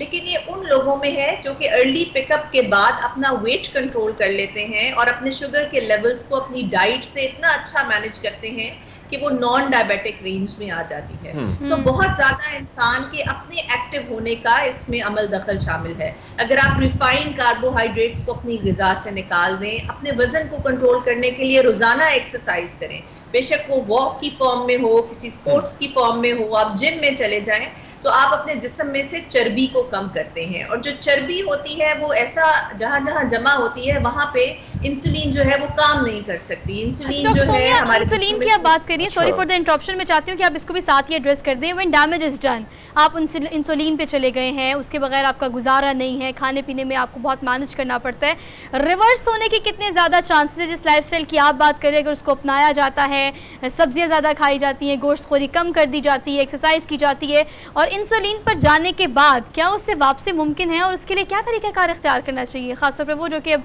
इसके बगैर एग्जिस्ट ही नहीं कर सकते? देखिए, पहले तो एक बहुत ये मिसकंसेप्शन है कि शायद इंसुलिन आखिरी इलाज है। ऐसा नहीं होता है। कुछ यंगर पेशेंट्स में हमें इंसुलिन शुरू करनी पड़ती है, लेकिन अब जो नई अद्वियात आई हैं उसमें बहुत सारे पेशेंट्स ऐसे हैं जो बगैर इंसुलिन के भी बहुत later part of the disease तक मैनेज हो सकते हैं। सो ये मिसकंसेप्शन लोगों के जहन में भी कि इंसुलिन का डर और इंसुलिन आखिरी इलाज है, निकालना जरूरी है। दूसरी इंपॉर्टेंट बात यह है कि इट ऑल डिपेंड्स कि आपने कितना अपने आप को विद इन टारगेट्स रखा हुआ है। आपको अपने टारगेट्स पता होने चाहिए कि आपकी शुगर की रेंज क्या है जिसमें आप फॉल करते हैं। फिर वो आप डाइट से करें, वो आप वेट लॉस से करें, वो आप एक्सरसाइज से करें या वो अद्वियात से करें। जितना आप अपने टारगेट्स में अच्छा रहते हैं, उतना उतना ज्यादा आपका बेहतर कंट्रोल होता है और आप पेचीदगियों से हिमाला आपकी तरफ आऊंगा। माला, अगर हम देखें जो नई जनरेशन है, खासकर उनकी बात की जाए तो मेरे बड़े अच्छे दोस्त डॉक्टर मजहर, मैंने उनको बताया कि भाई मैं तो बड़ा ख्याल रखता हूँ हर चीज़ का, लेकिन जब चाय की बात आ जाए तो चाय मीठी ना हो तो मुझे मज़ा नहीं आता है। तो उन्होंने कहा पाजी बर्गर शर्गर खाते हैं? तो मैंने कहा नहीं खाता हूँ। आपसे जानना चाहूँगा, ये बच्चे जिस तरह कोल्ड ड्रिंक्स वगैरह, पिज़्ज़ा वगैरह, दीगर चीज़ों पर, जंक फूड की तरफ जो रुझान बढ़ रहा है, आपको नहीं लगता कि सबसे ज़्यादा नुकसान इन बच्चों को या नौजवानों को या लोगों को यही दे रहा है? बिल्कुल बिल्कुल ऐसे ही है। ये चीज़ें जो हैं वो बहुत ज़्यादा आपको नुकसान दे रही होती हैं, क्योंकि इसके अंदर आपके पास रिफाइंड कार्ब्स मौजूद होते हैं। जिस भी चीज़ के अंदर सफ़ेद आटा या मैदा वगैरह मौजूद होता है, वो चीज़ें आपको अल्टीमेटली बहुत ज़्यादा नुकसान पहुंचा रही होती हैं। अगर आप डायबिटीज़ या इस तरह की किसी भी चीज़ से बचना चाहते हैं तो सबसे पहले आपको अपने कार्ब्स को मॉडिफाई करना पड़ेगा। कार्ब्स को हम कैसे मॉडिफाई कर सकते हैं? क्योंकि पाकिस्तान में आपने देखा कि लोग रोटी, चावल और इस तरह की चीज़ों का इस्तेमाल बहुत ज़्यादा करते हैं। कार्बोहाइड्रेट्स का इस्तेमाल हमारे यहाँ होता ही बहुत ज़्यादा है। तो आपने क्या करना है, अगर आप बर्गर्स या इस तरह की चीज़ें भी इस्तेमाल करें तो अपने कार्ब्स को मॉडिफाई कर लें, कॉम्प्लेक्स कार्ब्स की तरफ आ जाए। आम जुबान में बात की जाए तो ऐसे कार्ब्स जिसके अंदर फाइबर्स का इस्तेमाल बहुत ज़्यादा हो, जिसमें आप गंदम का इस्तेमाल कर सकते हैं, आप जौ के आटे का इस्तेमाल कर सकते हैं, क्योंकि अल्टीमेटली क्या होता है कि वो आपकी बॉडी में डाइजेस्ट होने में थोड़ा टाइम लेते हैं। जब वो डाइजेस्ट होने में टाइम लेते हैं तो आपकी शुगर एकदम से स्पाइक नहीं करती, एकदम से राइज नहीं करती, जिसकी वजह से क्या होता है कि आप जो है डायबिटीज़ से भी प्रिवेंट रहते हैं और अल्टीमेटली आप उन रिफाइंड कार्ब्स की जगह अपने डाइटरी लाइफस्टाइल को थोड़ा सा मॉडिफाई कर रहे होते हैं। सो कोशिश करें कि अपने लाइफस्टाइल मॉडिफिकेशंस की तरफ आएँ और कॉम्प्लेक्स कार्ब्स को इस्तेमाल करें। इसी के साथ साथ आपने चीनी की बात की, क्योंकि ऑब्वियसली पाकिस्तान में चीनी का इस्तेमाल बहुत ज़्यादा हो रहा होता है, लेकिन चीनी is not the direct reason to cause diabetes. चीनी के इस्तेमाल से हम डायबिटीज़ की तरफ नहीं जा रहे होते। इसके साथ साथ हमें कार्ब्स और दीगर फूड ग्रुप्स का ख्याल भी रखना चाहिए, जिसकी वजह से अल्टीमेटली जैसे बात की ओबेसिटी होती है, और ओबेसिटी का लेवल जब बढ़ जाता है तो उसकी वजह से अल्टीमेटली हम डायबिटीज़ के शिकार होते हैं। मतलब बहुत सारे लोग को नहीं मालूम होता, आपको पता है बहुत सारी खवातीन ये शो देख रही हैं। मैं सुहा, ये सवाल जो मैं आपसे कर रहा हूँ, माला आपसे जानना चाहूँगा कि कौन कौन से ऐसी सब्जियाँ हैं, ऐसी खुराकें हैं, क्योंकि बहुत सारे लोग नहीं जानते कि कार्बोहाइड्रेट क्या है, दीगर चीज़ें क्या है। आपको पता है हमारे एजुकेशन सिस्टम का, थोड़े से बता दीजिएगा कि भाई आलू खाने चाहिए, चावल खाने चाहिए, नहीं खाने चाहिए, रोटी कैसे खानी है। बिल्कुल, ये बड़ा इंपॉर्टेंट क्वेश्चन है और इसके बारे में हम जितनी अवेयरनेस क्रिएट करेंगे वो उतनी ही कम होती जाती है।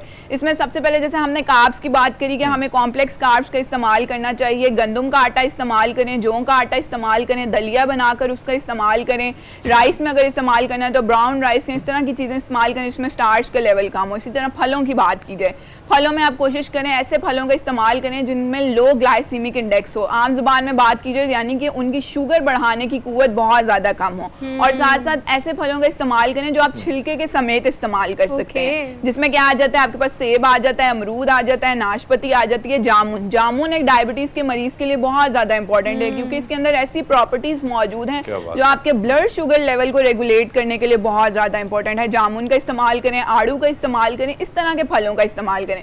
लेकिन अगेन केला और आम जो बहुत ज़्यादा शुगर के मरीज पसंद कर रहे होते हैं, हम उनको बिल्कुल ज़ीरो नहीं करते, लेकिन अपने ब्लड शुगर लेवल्स के अकॉर्डिंगली आप उन फलों का इस्तेमाल भी कर सकते हैं। सब्जियों के बारे में अगर बात की जाए तो इसके अंदर स्टार्ची वेजिटेबल्स का इस्तेमाल ना करें, नॉन स्टार्ची का इस्तेमाल करें, हरे पत्तों वाली सब्जियों का इस्तेमाल करें, इस तरह की चीज़ों का इस्तेमाल करें। दालों का इस्तेमाल ज़रूर करें, बहुत एम्फसाइज करती हूँ कि दालों का इस्तेमाल करें, क्योंकि उसके अंदर फाइबर का एक बहुत इंपॉर्टेंट कंटेंट मौजूद होता है। प्रोटीन्स के साथ साथ आपको फाइबर्स मिल रहे होते हैं। वो फाइबर्स क्या करते हैं, आपकी बॉडी में मौजूद कोलेस्ट्रॉल को अपने साथ बाइंड करते हैं और अल्टीमेटली बॉडी से रिमूव आउट करवा देते हैं, जो कि एक बहुत इंपॉर्टेंट प्रैक्टिस है और बहुत इंपॉर्टेंट है। दूध की अगर बात की जाए तो कोशिश करें कि बलाई उतार के दूध का इस्तेमाल किया जाए ताकि वो आपकी सेहत के लिए मुफीद रहे। इसी के साथ साथ नट्स और सीड्स का इस्तेमाल ज़रूर करें। सूरजमुखी के बीज डायबिटीज़ के पेशेंट्स के लिए इंपॉर्टेंट हैं, कद्दू के बीज हैं, अलसी के बीज हैं, कलौंजी है, ये सारी चीज़ें जो हैं वो बहुत ज़्यादा इंपॉर्टेंट है और इसका इस्तेमाल भी जो है खुराक और नेचुरल रिसोर्सेज हमारा जिनकी आप बात कर रहे हैं ना, उससे तो मुझे लगता है किसी भी चीज़ का इलाज मुआवजा मुमकिन है अगर आप सिर्फ लाइफ स्टाइल पर, अपने खुराक, अपनी डाइट पर बहुत ज़्यादा ध्यान रखें। बट ऑल दो let's talk about all those जो कि अब दवाइयों पर स्विच कर चुके हैं। डॉक्टर साहिबा, मैं आपकी जानिब आती हूँ। अगर जहाँ पर हमने इंसुलिन लगाने की बात की, वहाँ पर आपको पता है जो पिल्स इस्तेमाल होती हैं, जो डायबिटिक मेडिसिन इस्तेमाल होती है, अगर उसमें स्विच कर जाते हैं तो उसके बाद आपको एक मिथ ये भी है हमारे नौजवानों में भी, खासतौर पर ज़्यादा एज के जो लोग हैं, कुछ भी खा लें कोई बात नहीं, उसके बाद दवाई खा लेंगे, कोई बात नहीं थोड़ा ज़्यादा खा लें उसके बाद इंसुलिन लगा लेंगे या उससे पहले लगा लेंगे। ये जो कॉन्सेप्ट है इसे आप किस तरह से समझते हैं कि जो दवाइयों पे चले जाते हैं, अगर आपकी शुगर लेवल ज़्यादा नहीं भी होता तब भी दवाई खा लेते हैं कि मैनेज हो जाएगा ताकि हम चीट कर सकें, इसे आप किस तरह से देखती हैं?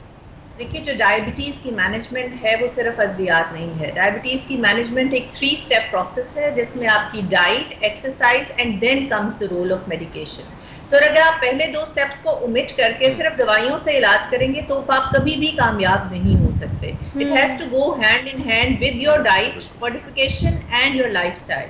सो इन दोनों को अमल करना ज़रूरी है, लेकिन दवाइयों में रेगुलरिटी भी बहुत ज़रूरी है। ये नहीं कि मैं फिर दवाई नहीं खाता हूँ, मैं परहेज तो कर रहा हूँ। एक स्टेज आती है जब आपको ब्लड शुगर लेवल्स को मेंटेन करने के लिए अद्वियात की भी ज़रूरत पड़ती है।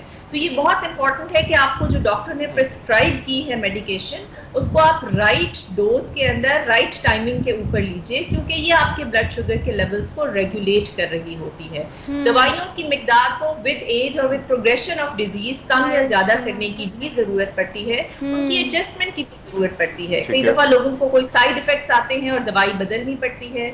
कुछ लोगों के अंदर कोई कॉम्प्लिकेशंस डेवलप हो जाती हैं, जैसे गुर्दे के मसला हो जाता है या जिगर जिन लोगों का। डॉक्टर साहब जो आप फरमा रही हैं, जो सोहा ने सवाल किए, इसी के साथ ऐड कीजिएगा। अगर हम देखें बहुत सारे नौजवान, बहुत सारे लोग हमने देखे हैं आस पड़ोस पे कि भैया थोड़ी सी पी लेते हैं, यानी कोल्ड ड्रिंक पी लेते हैं, थोड़ा बहुत कुछ खा लेते हैं, और फिर हम ये देखते हैं कि उसके साइड इफेक्ट मैं जानना चाहता हूँ कि बिल्कुल रिलैक्स होकर छोड़ लेते हैं कि हाँ चलो टैबलेट ले लिए मामला ठीक हो जाएगा।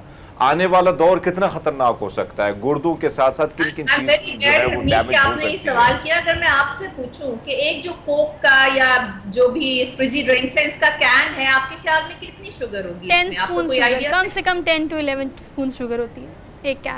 10 to 11 टीस्पून ऑफ शुगर है उसके अंदर मौजूद है। तो क्या आप अपने बच्चे को 10 चम्मच चीनी के खाने को दिन में दे देते हैं, या आप खुद 10 चम्मच चीनी खाते हैं? सो अगर आप एक कैन ले लेते हैं किसी कोल्ड ड्रिंक का, फ्रिजी ड्रिंक का, तो आपने पूरे दिन की कैलोरीज उसी वक्त पूरी कर ली है। तो आपने फिर क्या खाना है? लोग कहते हैं जी हमने एक्सरसाइज कर ली, उसके बाद एक एनर्जी के लिए एक ड्रिंक पी ली, तो वो सारे एनर्जी जो एक्सरसाइज का इफेक्ट है नलिफाई हो गया।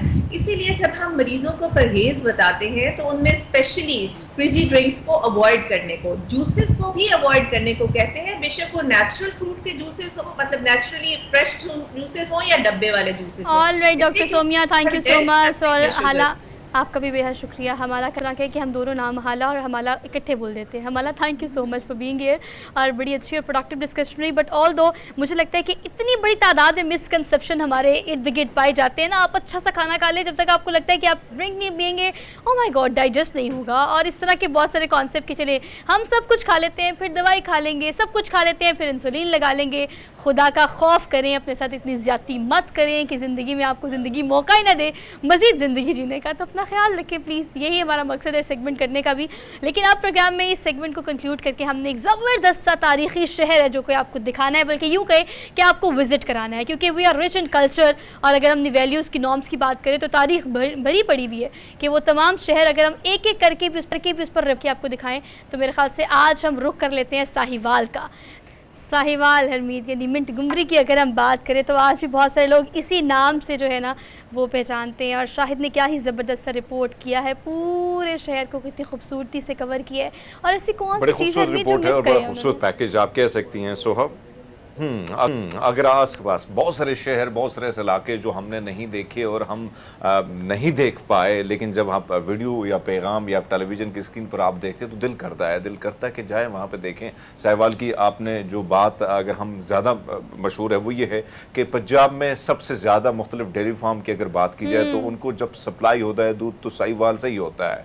फिर वहाँ के खेत के हवाले से बात की तो हरे भरे खेत, वहाँ से आपको आलू की बात कीजिए, गंदम की बात कीजिए, चावल चावल दीगर फसलें जो हैं वहाँ से ही मिलती हैं। फिर तारीखी लिहाज से इस पैकेज में वो सारी चीज़ें ज़बरदस्त तरीके से पाजी ने की हैं, कवर की हैं। तो मेरे ख्याल में फिर ऐसे शहर जहाँ की तारीख का आपको पता चल जाए, जहाँ के तर्ज ज़िंदगी अगर आप देख लेते हैं तो फिर दिल करता है कि हाँ इन शहरों के जो सैर सपाटे हैं वो भी किए जाए। लेकिन इसके पास अगर आप देखें हड़प्पा वो तारीखी मुकाम है जिसके हवाले से दुनिया भर में लोग आते हैं, लोग मुतालिया करते हैं इस इलाके का, और फिर वहाँ पे जो म्यूजियम बने हुए हैं, तारीखी इमारतें जो हैं, तारीखी चीज़ें जो है वो खंडरात जो हैं वो आज भी वो वजूद रखते हैं। तो मेरे ख्याल में बड़ा खूबसूरत शहर है, आसपास बड़े खूबसूरत इलाके हैं और देखने लायक है। सोहा तो हरमीत जो साहिवाल के रहने वाले हैं उनको तो पता है, उनको तो अपने शहर की क्रेडिबिलिटी का अच्छे तरीके से पता है और वो हर जगह उसको गिनवाते भी है फिंगर टिप्स पे। लेकिन जिनको नहीं पता उनके लिए हमने ये रिपोर्ट बनाई। और अगर हम हड़प्पा की बात करें तो मुझे आज भी याद है, बल्कि आज भी स्कूलों में अक्सर औकात टीचर्स जो है वो बच्चों को तैयार करती हैं कि चलें आज के जो हम सैर करने जाएंगे वो हड़प्पा म्यूजियम की करने जाएंगे। और मैं स्कूल के साथ बहुत गई हुई हूँ। तो इस तरह की मज़ीद एक्टिविटीज़ भी होनी चाहिए ताकि इस तरह के तारीख़ी शहर जो है उससे आने वाली जनरेशन और मौजूदा जनरेशन जो है उनको आगाह रखा जा सके। एक ब्रेक लेनी है, वापस आते हैं एक ब्रेक के बाद, कहीं नहीं जाना आपने। Welcome back after the break. कहते हैं कि तस्वीरें खींचनी चाहिए क्योंकि आईना कभी माजी नहीं दिखाता। और अगर ये बात मैं आज के दौर में इम्प्लीमेंट करूँ तो यकीन करें अपने हैप्पी मोमेंट्स को, प्रीशियस मोमेंट्स को हम ये फ़ोन पकड़ के तो कैप्चर कर लेते हैं और सेव भी कर लेते हैं। लेकिन तस्वीर खींचना मुझे लगता है एक आर्ट है जो कि हरमीत पाजी अच्छी तरह जानते हैं कि उनको तस्वीर खींचनी नहीं आती है। जब भी लाहौर आते हैं तो मैं कहती हूँ कि मेरी तस्वीर खींच दें, तो इतनी बुरी मेरी तस्वीर खींचते हैं ना सेट हो या कहीं भी हो। तो इसका मतलब तस्वीर खींचना वाकई एक आर्ट है जो कि किसी किसी को आता है, हर किसी को नहीं आता। अगर हम फोटोग्राफर्स की बात करें तो वो लोग, वैसे मैं आपको क्रेडिट हमेशा देता हूँ कि जितनी आप एक्टिव हैं सोहा, और यकीन माने आपकी तस्वीर को देख के मॉडल भी शर्मा जाए। ओहो, बड़ा कॉम्प्लीमेंट दे दिया आपने।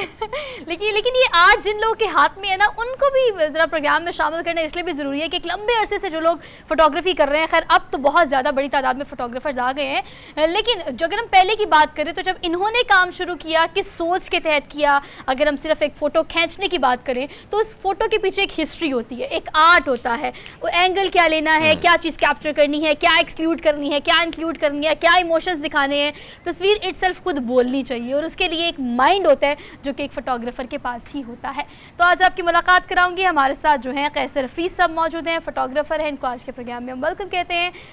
अस्सलाम वालेकुम कैसर साहब, कैसे हैं आप? जी वालेकुम अस्सलाम, आप सुनाइए? ठीक हैं, thank you very much for having me on the show. Thank you so much for being here, good to see you. और मैं चूंकि कैसर साहब काम भी कर चुकी हूँ तो मुझे इस बात का अंदाजा है कि अगर आप काम करते हो तो आपको पता लगता है कि एक बंदा किस पैशन के साथ, किस डेडिकेशन के साथ काम करता है। और तो कैसर साहब कब से फोटोग्राफी कर रहे हैं, और आपको मैं अगर ये सवाल करूँ आपसे कि थोड़ा सा डिफरेंशिएट करें उस वक्त को व्हेन यू स्टार्टेड और आज when everyone is doing the same thing. Exactly, मेरी journey it's been almost like कोई 25 साल हो चुके हैं मुझे फोटोग्राफी करते हुए। और मैं ना सिर्फ फोटोग्राफी करता हूँ बल्कि फोटोग्राफी पढ़ा भी रहा हूँ, यूनिवर्सिटी वगैरह के अंदर फोटोग्राफी पढ़ाता भी हूँ। मेरे बहुत से स्टूडेंट्स हैं जो अब डिफरेंट जगहों पर जो है वो अपनी फ़ोटोग्राफी के हुनर जो है उसको शो कर रहे हैं, और बड़ी खुशी होती है देख के कि आपके पास जो थोड़ी बहुत स्किल्स थी, आपके पास थोड़ा बहुत नॉलेज था, वो आपने आगे डिलीवर किया और आज के बच्चे उस नॉलेज को लेके आगे चल रहे हैं। So when I started my career, like मेरा प्रोफेशनल करियर जो है वो तो आईटी का था। I started my career as an IT professional. जी एग्जैक्टली, इंटायरली डिफरेंट चीज़ थी। लेकिन चूँकि शुरू से आर्ट से हमेशा से एक कंसर्न था, आईटी के साथ कभी भी उस तरह से दोस्ती नहीं हो सकी। बहुत अरसा सर्व किया आईटी को, लेकिन हमेशा से मिसिंग पार्ट रहा और ये लगा कि कहीं ना कहीं जो है मुझे आईटी को छोड़ के तो आर्ट की तरफ वापस आना है। सो फिर आहिस्ता आहिस्ता ग्रेजुअली ये जर्नी जो है वो स्टार्ट हुई, आईटी को खैरबाद किया और फिर प्रॉपर्ली और फुल टाइम जो है नहीं करा सकते आपसे। हरमीत कल में किससे मुलाकात हुई मेरी, वो सीएसएस ऑफिसर थी, उन्होंने एग्जाम दिया, पास हो गया और एवरीथिंग इज डन। आपको पता है वो मेकअप आर्टिस्ट है, वो आजकल मेकअप कर रही हैं बच्चियों का और खवातीन का, ब्राइड्स का। तो आप देखिए आपसे जो ना वो आपका पैशन कुछ भी करा लेते हैं। ऐसे ही है पैशन, देखिए जब तक आपके पास पैशन होता है ना तभी आप किसी चीज़ को भी एक्सेल कर सकते हैं, किसी चीज़ को भी आगे लेकर चल सकते हैं। मेरा हमेशा से जो फोटोग्राफी के अंदर जो है वो आर्ट से रिलेटेड काम था। मैं हमेशा से चाहता था कि फोटोग्राफी को आर्ट के फॉर्म में जो है रिप्रेजेंट किया जाए। सो मेरा अगर आप मोस्टली काम भी देखोगे तो वो ज़्यादा एडिटोरियल बेस्ड होता है, जिसमें आर्ट का एक एलिमेंट जो है वो बहुत ज़्यादा। जी एग्जैक्टली, हम दिखा भी रहे हैं ऑन स्क्रीन, ये सारी पिक्चर्स जो हैं वो बाकायदा पिक्चर्स नहीं है, कहानी है हरमीत। कि अगर अभी इस वक्त जो पिक्चर चल रही बिल्कुल है, और तस्वीर जो आपने बात की कि वो तमाम तर चीज़ें हैं, चाहे वो कुछ मुख्तलिफ तासुरात हैं, वो जो जज्बा है, वो जो जज्बात हैं, वो एक तस्वीर के जरिए पेश किए जाते हैं। कैसे साहब आपसे जानना चाहेंगे, जो आपने करियर की शुरुआत की, हमें याद है कि एक वक्त था कि रील्स हुआ करती थी और फिर वो रील्स दोस्त जब किसी पिकनिक पे जाते थे तो फिर पहले से हिसाब लगा दिया जाता कि दो मेरी, तीन मेरी। लेकिन सर वो शुरुआत कैसी थी उस वक्त, और आज अगर हम देखें तो आपके पास मेमोरी कार्ड है, आपके पास एक दर्जनों तस्वीरें आप खींच लेते हैं, उस वक्त क्या क्या मुश्किलात थी, और आज अगर आप देखें तो माजी को थोड़ा सा याद करना चाहें। देखिए वो टाइम नो डाउट बहुत खूबसूरत वक्त था, क्योंकि ज़ाहिर है आपके पास जो है वो रिसोर्सेज बड़े लिमिटेड थे, और प्लस आपने जो भी काम करना है वो बहुत सोच समझ के बड़ा कैलकुलेटिव होकर काम करना था। आपके पास आज की तरह जो है एक फ्रीडम नहीं थी कि आपने जो है ऑन स्क्रीन देख लिया और आपको लगा कि नहीं ठीक नहीं है तो आप दोबारा जो है उसको रिकम्पोज किया, दोबारा से क्लिक कर लिया। आपके पास कोई मेमोरी कार्ड की तरह की ऑप्शंस नहीं थी जिसमें आप मल्टीपल इमेजेस कर सकें। हमें अच्छी तरह याद है हमारे पास 36 की एक एक्सपोजर रील होती थी, और 36 के अंदर हमने अपनी पूरी रील के अंदर तो काली हो जाती थी, 2 3 4 तो जाया हो जाती थी, और उसका दुख जो है ना वो बाकी 32 की खुशी के आगे कुछ नहीं ऐसे ही है, क्योंकि ज़ाहिर है आपके पास आप ब्लाइंड होते थे, आपको नजर ही कुछ नहीं आ रहा होता था। तो नो डाउट, लेकिन उस टाइम पर जो लर्निंग हुई, उस टाइम पर जो हमने सीखा और उस टाइम पर जो हमने काम किया, मेरा ख्याल है कि आज के बच्चे जो हैं, आज के जो यंगस्टर्स हैं, no doubt they are doing wonderful work. ऐसा नहीं है, मैं हमेशा अप्रिशिएट करता हूँ इस चीज़ को, मैं बहुत अप्रिशिएट करता हूँ कि आज के जो यंगस्टर्स हैं वो बहुत अच्छा काम कर रहे हैं। और ऐसे सब एक और चीज, आप मतलब थोड़े सा माजी में गए तो आपको याद होगा कि मुख्तलिफ पोज हुआ करते थे और उसी में हम खड़े हो गए, स्ट्रेट हो गए, खड़े हो गए। अब चीजें बदल रही हैं, बच्चे बड़े तेजी से बदल रहे हैं, और चाहे वो रील्स या दीगर तो बहुत सारी, क्योंकि सोहा एक ब्लू पीछे पर्दा होता था और ये तस्वीर ज्यादा वो वायरल होती थी, पासपोर्ट साइज। अच्छा आप सर बहुत सारे नौजवान आ रहे हैं, अब आप बहुत सारे नौजवानों को ट्रेन कर रहे हैं, क्या ऐसी चीज़ उनमें आपको लग रही है कि वाकई में आने वाला दौर जो है वो और ये एक नए ढंग से चीज़ें लेके आ सकते हैं? देखिए इसमें सबसे पहली चीज़ तो ये जो एक खुशाइन बात है वो ये है कि इस फील्ड को एज अ प्रॉपर आर्ट के तौर पर अब एक्सेप्ट कर लिया गया है, और ना सिर्फ आर्ट के तौर पे बल्कि इस चीज़ को भी एक्सेप्ट कर लिया गया है कि इसमें हमें जो है वो अर्निंग भी हो सकती है। एक ज़माना था, आपको याद होगा, जब स्टार्ट में फोटोग्राफर्स को या बेसिकली इस आर्ट से रिलेटेड लोगों को जो है वो बहुत सारी मुश्किलात थी, क्योंकि उनको ये होता था कि इसमें आपको पे नहीं किया जाएगा, घर वाले आपको सपोर्ट नहीं करते थे, घर वालों का ख्याल होता था कि अगर आप काम शुरू कर लेंगे तो इसमें अर्निंग कोई नहीं, एक फील्ड कंसीडर ही नहीं किया जाता था, इसको एक प्रॉपर आर्ट के तौर पे कंसीडर नहीं किया जाता। लेकिन अब ये है कि अब इसको एक प्रॉपर आर्ट के तौर पर किया जा रहा है, यूनिवर्सिटीज़ में पढ़ाया जा रहा है, लोग इसको प्रोफेशनली अडॉप्ट कर रहे हैं और बहुत अच्छा अर्न कर रहे हैं इससे, और बहुत अच्छा एक प्रॉपर बिजनेस है उनका, एक प्रॉपर बिजनेस है, उसके थ्रू वो काम कर रहे हैं। अच्छा कैसे, देखिए मेरे पास कुछ हैशटैग नेम है, अगर हम पिक्टोरिया की बात करें, और बहुत सारे ऐसे ब्रांड्स हैं जैसे कि अब्दुल समद ज़िया हो गए, ये 4-5 ऐसे यंगस्टर्स जो बहुत ही खूबसूरत काम कर रहे हैं। मतलब मैं सिर्फ उनके काम की बात नहीं करी, पाकिस्तान को रिप्रेजेंट कर रहे हैं from all over the world, in front of all over the world. तो हम बात करें, जब टर्की में जाके आप शूट करते हो, जब आप यूनान में जाके शूट करते हो, पेरिस में, तो पता लगता है कि वो पाकिस्तान का जो आर्ट है वो कहाँ तक लेके जा रहे हैं। बट ऑल दो आपने कहा कि हम यंगस्टर्स को अप्रिशिएट करते हैं, करना भी चाहिए, they are doing really really really good. लेकिन ऑल दो अगर हम बात करें, they don't know about that struggle जो कि आपने अपने टाइम पे की है, क्योंकि आजकल चीज़ें बहुत आसान हो गई हैं, मेहनत हर किसी को करनी पड़ती है, वो अपनी जगह स्ट्रगल कर रहे होंगे, आपने अपनी जगह की है। लेकिन आपको क्या लगता है कि आजकल की जनरेशन को अगर हम डिजिटलाइज की बात करें तो हर चीज़ आपको पता है स्विच हो गई है डिजिटल पे। अब कितनी चीज़ें हैं जो कि एक ट्रेंडिंग की सूरत में आ जाती हैं सामने, आपको क्या लगता है कि इन ट्रेंड्स को फॉलो करना बहुत ज़्यादा ज़रूरी है, या कि आपको कंसिस्टेंसी से अपना काम करना चाहिए? यंगस्टर्स को आप क्या समझाएंगे सवाल? देखिए बेसिकली सबसे पहली बात तो ये कि उनके पास सबसे अच्छी एक चीज़ है, उनके पास सोशल मीडिया का एक प्लेटफॉर्म है जिसके ऊपर वो अपने काम को ईजिली शोकेस कर सकते हैं। मतलब हम जब अपना काम करते थे तो हमें अपने काम को करने के बाद उसको एग्जिबिट करना पड़ता था, उसको प्रॉपरली जो है वो डिस्प्ले करना पड़ता था, एग्जीबिशंस होती थी। अब आज के ट्रेंड खत्म हो चुका है, आज ये ट्रेंड खत्म हो गया, लोगों के पास सोशल मीडिया के ईजी एक्सेस है जिसके ऊपर एक हैशटैग डालते हैं, एक ट्रेंडिंग कोई भी जो है वो डालते हैं, और एग्जैक्टली, और उसके उनका काम जो है बहुत वायरल हो जाता है। आपने मोस्ट प्रॉब्ली शायद अभी नोट किया हो, अभी कल से एक वायरल बहुत ज़्यादा शूट चल रहा है जिसमें एक कपल जो है उसको पेट्रोल पंप पर जाकर शूट किया गया। प्रोग्राम का आगाज हमने इसी खबर से किया था कि वो पेट्रोल डलवाते वक्त वायरल होने के लिए वीडियो किया। अब वो देखें, वो एक आइडिया था, उसका फोटोग्राफर का आइडिया था, क्योंकि जाहिर है आजकल एक पेट्रोल पंप जो है वो एक ऐसी जगह है जहाँ पर हर बंदा जाने से पहले 10 दफा सोचता है यार कि पेट्रोल डलवाने के नहीं डलवाना। तो देखें ये यूनिकनेस है जो कि आज की यंगस्टर्स लेकर आ रहे हैं। डेफिनेटली, और ये बहुत अच्छी बात है, बहुत खुश आइन बात है कि वो लेकर आ रहे हैं, उसकी वजह से सारी बात कैसे बात पाजी मिला। आपने वक्त गुजारा है, आपने माजी का वो वक्त भी देखा और अब जो नए जदीद किस्म के आलात आए हुए हैं। हमें तो याद है कि भाई हमें कहा जाता था कि स्कूल के बच्चों के लिए तस्वीरें खींचने के लिए फोटोग्राफर आ रहा है फलां शहर से, वो बड़े खुश होते थे, वो बड़े तैयार होके जाते थे, तो ये खुशी होती थी, इसमें कोई शक नहीं। आपने वो दौर भी देखा। अब की बात कीजिए, नौजवान जिस तरह आप फरमा रहे हैं कि बहुत सारे नौजवानों को आप ट्रेन कर रहे हैं, बहुत सारे नौजवान इस वक्त आपको देख रहे हैं, किन किन चीज़ों का ख्याल रखना चाहिए अगर वो इस फील्ड में आते हैं तो? ओके, ये बहुत अच्छा क्वेश्चन आपने पूछा है। नो डाउट, मतलब मेरे पास जब स्टूडेंट्स भी आते हैं, जब मैं ट्रेनिंग्स वगैरह भी कर रहा होता हूँ, तो बहुत से स्टूडेंट्स का ये ख्याल होता है कि सिर्फ इक्विपमेंट अच्छा ले लेने से वो जो है वो एक अच्छे तरीके से फोटोग्राफी को अडॉप्ट कर सकते हैं। नो डाउट इक्विपमेंट मैटर करता है फॉर श्योर, इसमें कोई शक नहीं है। आपके आजकल के जो नए ट्रेंड्स आए हुए हैं, जो नए इक्विपमेंट्स आए हुए हैं, वो आपको बहुत हेल्पफुल हो जाते हैं। लेकिन अगेन स्टिल बात ये है कि सबसे इम्पॉर्टेंट मुझे लगता है, बीइंग एन इंस्ट्रक्टर या बीइंग लाइक इतने साल अपने आप को देने के बाद, मुझे आज भी जो चीज़ सबसे इम्पॉर्टेंट लगती है वो लाइटिंग है। आपको सबसे ज़्यादा जिस पे फोकस करना है, सबसे ज़्यादा जिस पे आपने जो है अपने आप को स्किलफुल करना है, वो लाइटिंग है। क्योंकि लाइट एक प्रॉपर टोटल आर्ट है। आपके पास लाइट प्रॉपर नहीं होगी, आप जितना मर्जी अच्छे इक्विपमेंट ले लें, जितना मर्जी आपके पास अच्छे मॉडल्स हैं, आप प्रॉपरली काम नहीं कर सकते। वाइस वर्सा है कि आपके पास लाइट ज़्यादा हो जाएगी तो भी आप काम नहीं कर सकते। इसका मतलब है लाइट को कंट्रोल करना आपके सबसे ज़्यादा। मैं हमेशा हर स्टूडेंट पे, हर प्लेटफॉर्म पे ये डिस्कस करता हूँ कि लाइट के ऊपर अपनी स्किल्स डेवलप कीजिए। सर, कंट्रोल करने की बात आपने की, तो हमने देखा है खासकर तस्वीर की जब बात आती है, मुख्तलिफ फंक्शंस की बात आ जाती है, तो फिर वो कहते हैं ना कि खातून जो है वो किसी की बाप की नहीं सुनती, लेकिन सुनती है तो टेलर की और फोटोग्राफर की।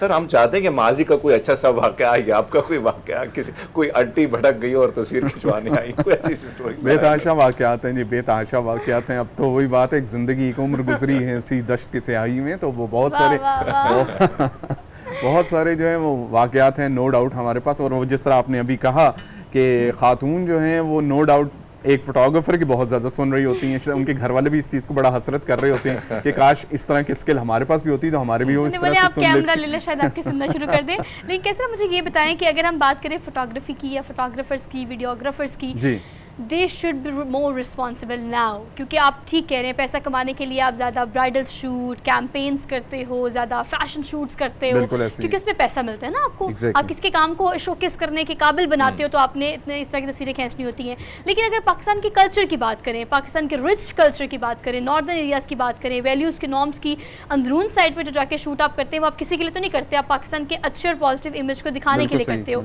लेकिन फिर उसमें फोटोग्राफर का गिला ये होता है कि पैसे नहीं होते, पैसे नहीं मिलते। तो ये जो आर्ट फोटोग्राफी है, ये अभी भी बहुत कम है पाकिस्तान में, फोटोग्राफर्स इस तरफ उनका रुझान नहीं है। अनफॉर्चुनेटली यही वजह है कि उधर रुझान इसीलिए नहीं है कि जिस तरह अगर मैं अपने काम के पॉइंट ऑफ व्यू से बात करूं तो मेरा ज़्यादा काम जो है वो एडिटोरियल बेस्ड होता है। जब आप एडिटोरियल पर्टिकुलरली बात करते हैं तो कुछ अरसे तक जो है, अभी ट्रेंड थोड़ा सा अगेन वही है कि अच्छी बात ये ट्रेंड चेंज हो रहा है, लेकिन कुछ अरसे तक जो है वो एडिटोरियल को सिर्फ एक आर्ट फॉर्म समझा जाता था, लेकिन उससे आप कमर्शियल नहीं कुछ कर सकते थे, कमर्शियल एक्टिविटीज़ नहीं कर सकते थे, यानी आप उससे बहुत ज़्यादा अच्छा अर्न नहीं कर सकते थे। That was unfortunate. लेकिन अब अगेन वही है कि ब्रांड्स या ओवरऑल जो है ट्रेंड्स चेंज हो रहे हैं। अब आप देखें, अब आपने ब्रांड्स कैंपेन वगैरह अगर कभी आपने देखी हो तो उसमें एडिटोरियल को बहुत ज़्यादा जो है वो इनकॉर्पोरेट किया जाता है, बहुत ज़्यादा जो है उसको ऐड किया गया होता है। क्या उनका वर्क जो है सिंपल नहीं होता। आपने बिलबोर्ड्स वगैरह, होर्डिंग्स वगैरह अगर कभी देखी हो तो उसमें आपको आर्ट के एक फैक्टर नजर आते हैं। तो अब आहिस्ता आहिस्ता लोगों के ना ट्रेंड चेंज हो रहा है, टाइम लगेगा, जाहिर है। कैसा सब एक और चीज जी, जो ट्रेंड बदल रहे हैं, हम देख रहे थे कि एक माजी में एक वक्त होता था कि जो दूल्हा में यहाँ खड़ा होता, दुल्हन साथ होती थी तो उन्होंने मूंछों को ताव दिए, बल्कि स्टैचू की तरह खड़े होते थे, बड़ा गुस्से वाला अंदाज होता था। बिल्कुल ऐसा। अब चीजें बदल रही हैं, अब स्माइल आ रही है चेहरे पे, आउटडोर लोग जा रहे हैं। अब आपको क्या लगता है कि जो आउटडोर शूट्स वगैरह हो रहे हैं, तो क्या फिर दोबारा वही मामला दोबारा चेंज हो सकते हैं आने वाले दौर में, इंडोर फिर? हाँ, देखें, ये अगेन एक ह्यूमन साइकी है कि कुछ अरसे के बाद डेफिनेटली ज़ाहिर इंसान जो है वो वापस अपनी उसी ट्रेंड पर वापस आना शुरू होता है जहाँ से वो था।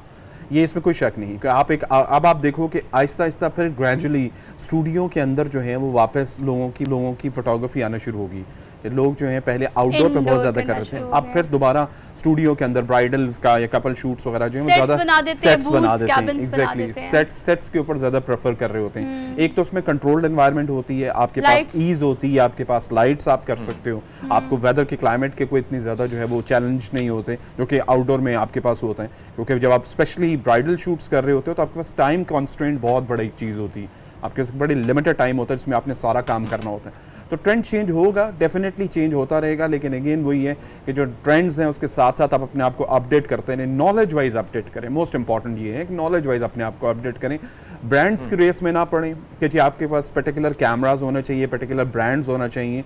आपके पास ब्रांड्स नो डाउट बहुत हेल्प होते हैं, लेकिन अगेन वही है कि नॉलेज आपका जो है वो ज़्यादा इंपॉर्टेंट है। और टॉप ऑफ द ऑल आपका अपना आर्ट, कि आप किस पर्सपेक्टिव से किसी की तस्वीर खींच के, किसी चीज़ की, किसी कल्चर को आप डिपिक्ट करना चाहते हैं, तो वो सोच जो है वो डिपिक्शन के तौर पर आपकी तस्वीर में नजर आ जाती है, बशर्ते कि आप किस तरह से सोचते हैं। बिल्कुल। कैसे आप, thank you so much for being here, बड़ी अच्छी प्रोडक्टिव डिस्कशन रही है आपके साथ। हमने एक ब्रेक ले लिया, वापस आएंगे एक ब्रेक के बाद। Keep watching. Good morning public.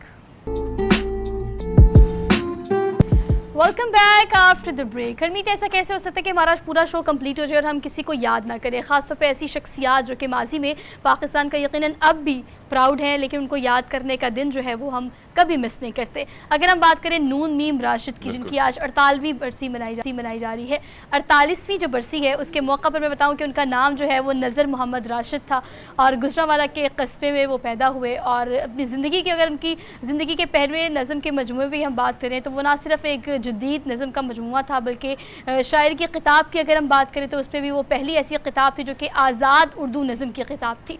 और जो भी लिखा, जब भी लिखा, क्या खूबसूरत लिखा कि तारीख़ में जब भी उनको याद किया जाएगा। आज बहुत सारे शौरा ऐसे हैं जो कि उनकी किताबों को, उनकी शायरी को हमेशा कीप इन माइंड रखते हैं, तब वो अपने काम के बारे में बात करते हैं या लिखने के बारे में बात करते हैं, तो आज जो है वो उनको याद करने का दिन है। बिल्कुल आपने दुरुस्त फरमाया कि बहुत बहुत अजीम हस्तियां जो हमारे दरमियान थी और जिन्होंने बहुत कुछ किया, और बहुत कुछ करने की वजह से बहुत कुछ लोगों ने बहुत कुछ सीखा, तो ये क्रेडिट उन सबको जाता है। और अगर नून मीम राशिद साहब की बात की जाए तो इसमें कोई शक नहीं है कि अपनी शायरी के ज़रिए और मुख्तलिफ अफसानों के ज़रिए जो जिस तरह उन्होंने उर्दू ज़ुबान की हवाले से खिदमत अंजाम दी। और फिर हमने ये देखा, एक वक्त होता था सुहा कि बड़ी मुश्किल तरीन चीज़ें इस्तेमाल की जाती, मुश्किल तरीन अल्फाज जो होते थे उसका इस्तेमाल होता था, और जो नई नस्ल है वो उन तक उनको समझना बड़े मुश्किलात, बहुत सारी दुश्वारी भी होती थी। लेकिन हमने देखा कि उनकी जितने भी तसनीफ़ है, जितनी भी चाहे वो शायरी के ज़रिए है, तो उसमें हमने ये देखा है कि सलीस ज़ुबान में वो सारी चीज़ें सामने आई हैं। ये एक बहुत बड़ी बात थी, बहुत बड़ा क्रेडिट है। लेकिन इसमें कोई शक नहीं है कि यही लोग थे जिन्होंने उर्दू ज़ुबान के हवाले से या ज़ुबानों के हवाले से या कौम की जो खिदमत है मुख्तलिफ़ तरीके से अपने तरीके से की, तो आज इसीलिए उनको 48 बरस भी अगर गुजर गए तो आज भी वो याद हैं, हम सबको याद हैं। और बहुत सारे लोग उन्होंने उनके ज़रिए बहुत कुछ सीखा जो उन्होंने लिखा। और 9 अक्टूबर की अगर हम बात करें तो लंदन में वो इंतकाल कर गए, और जिस वक्त आज की तारीख़ जो है वो यही कहती है कि जब उनका इंतकाल हुआ तो गिनती के सिर्फ 2 से 3 अफराद उनके पास उनकी रसूमात में मौजूद थे।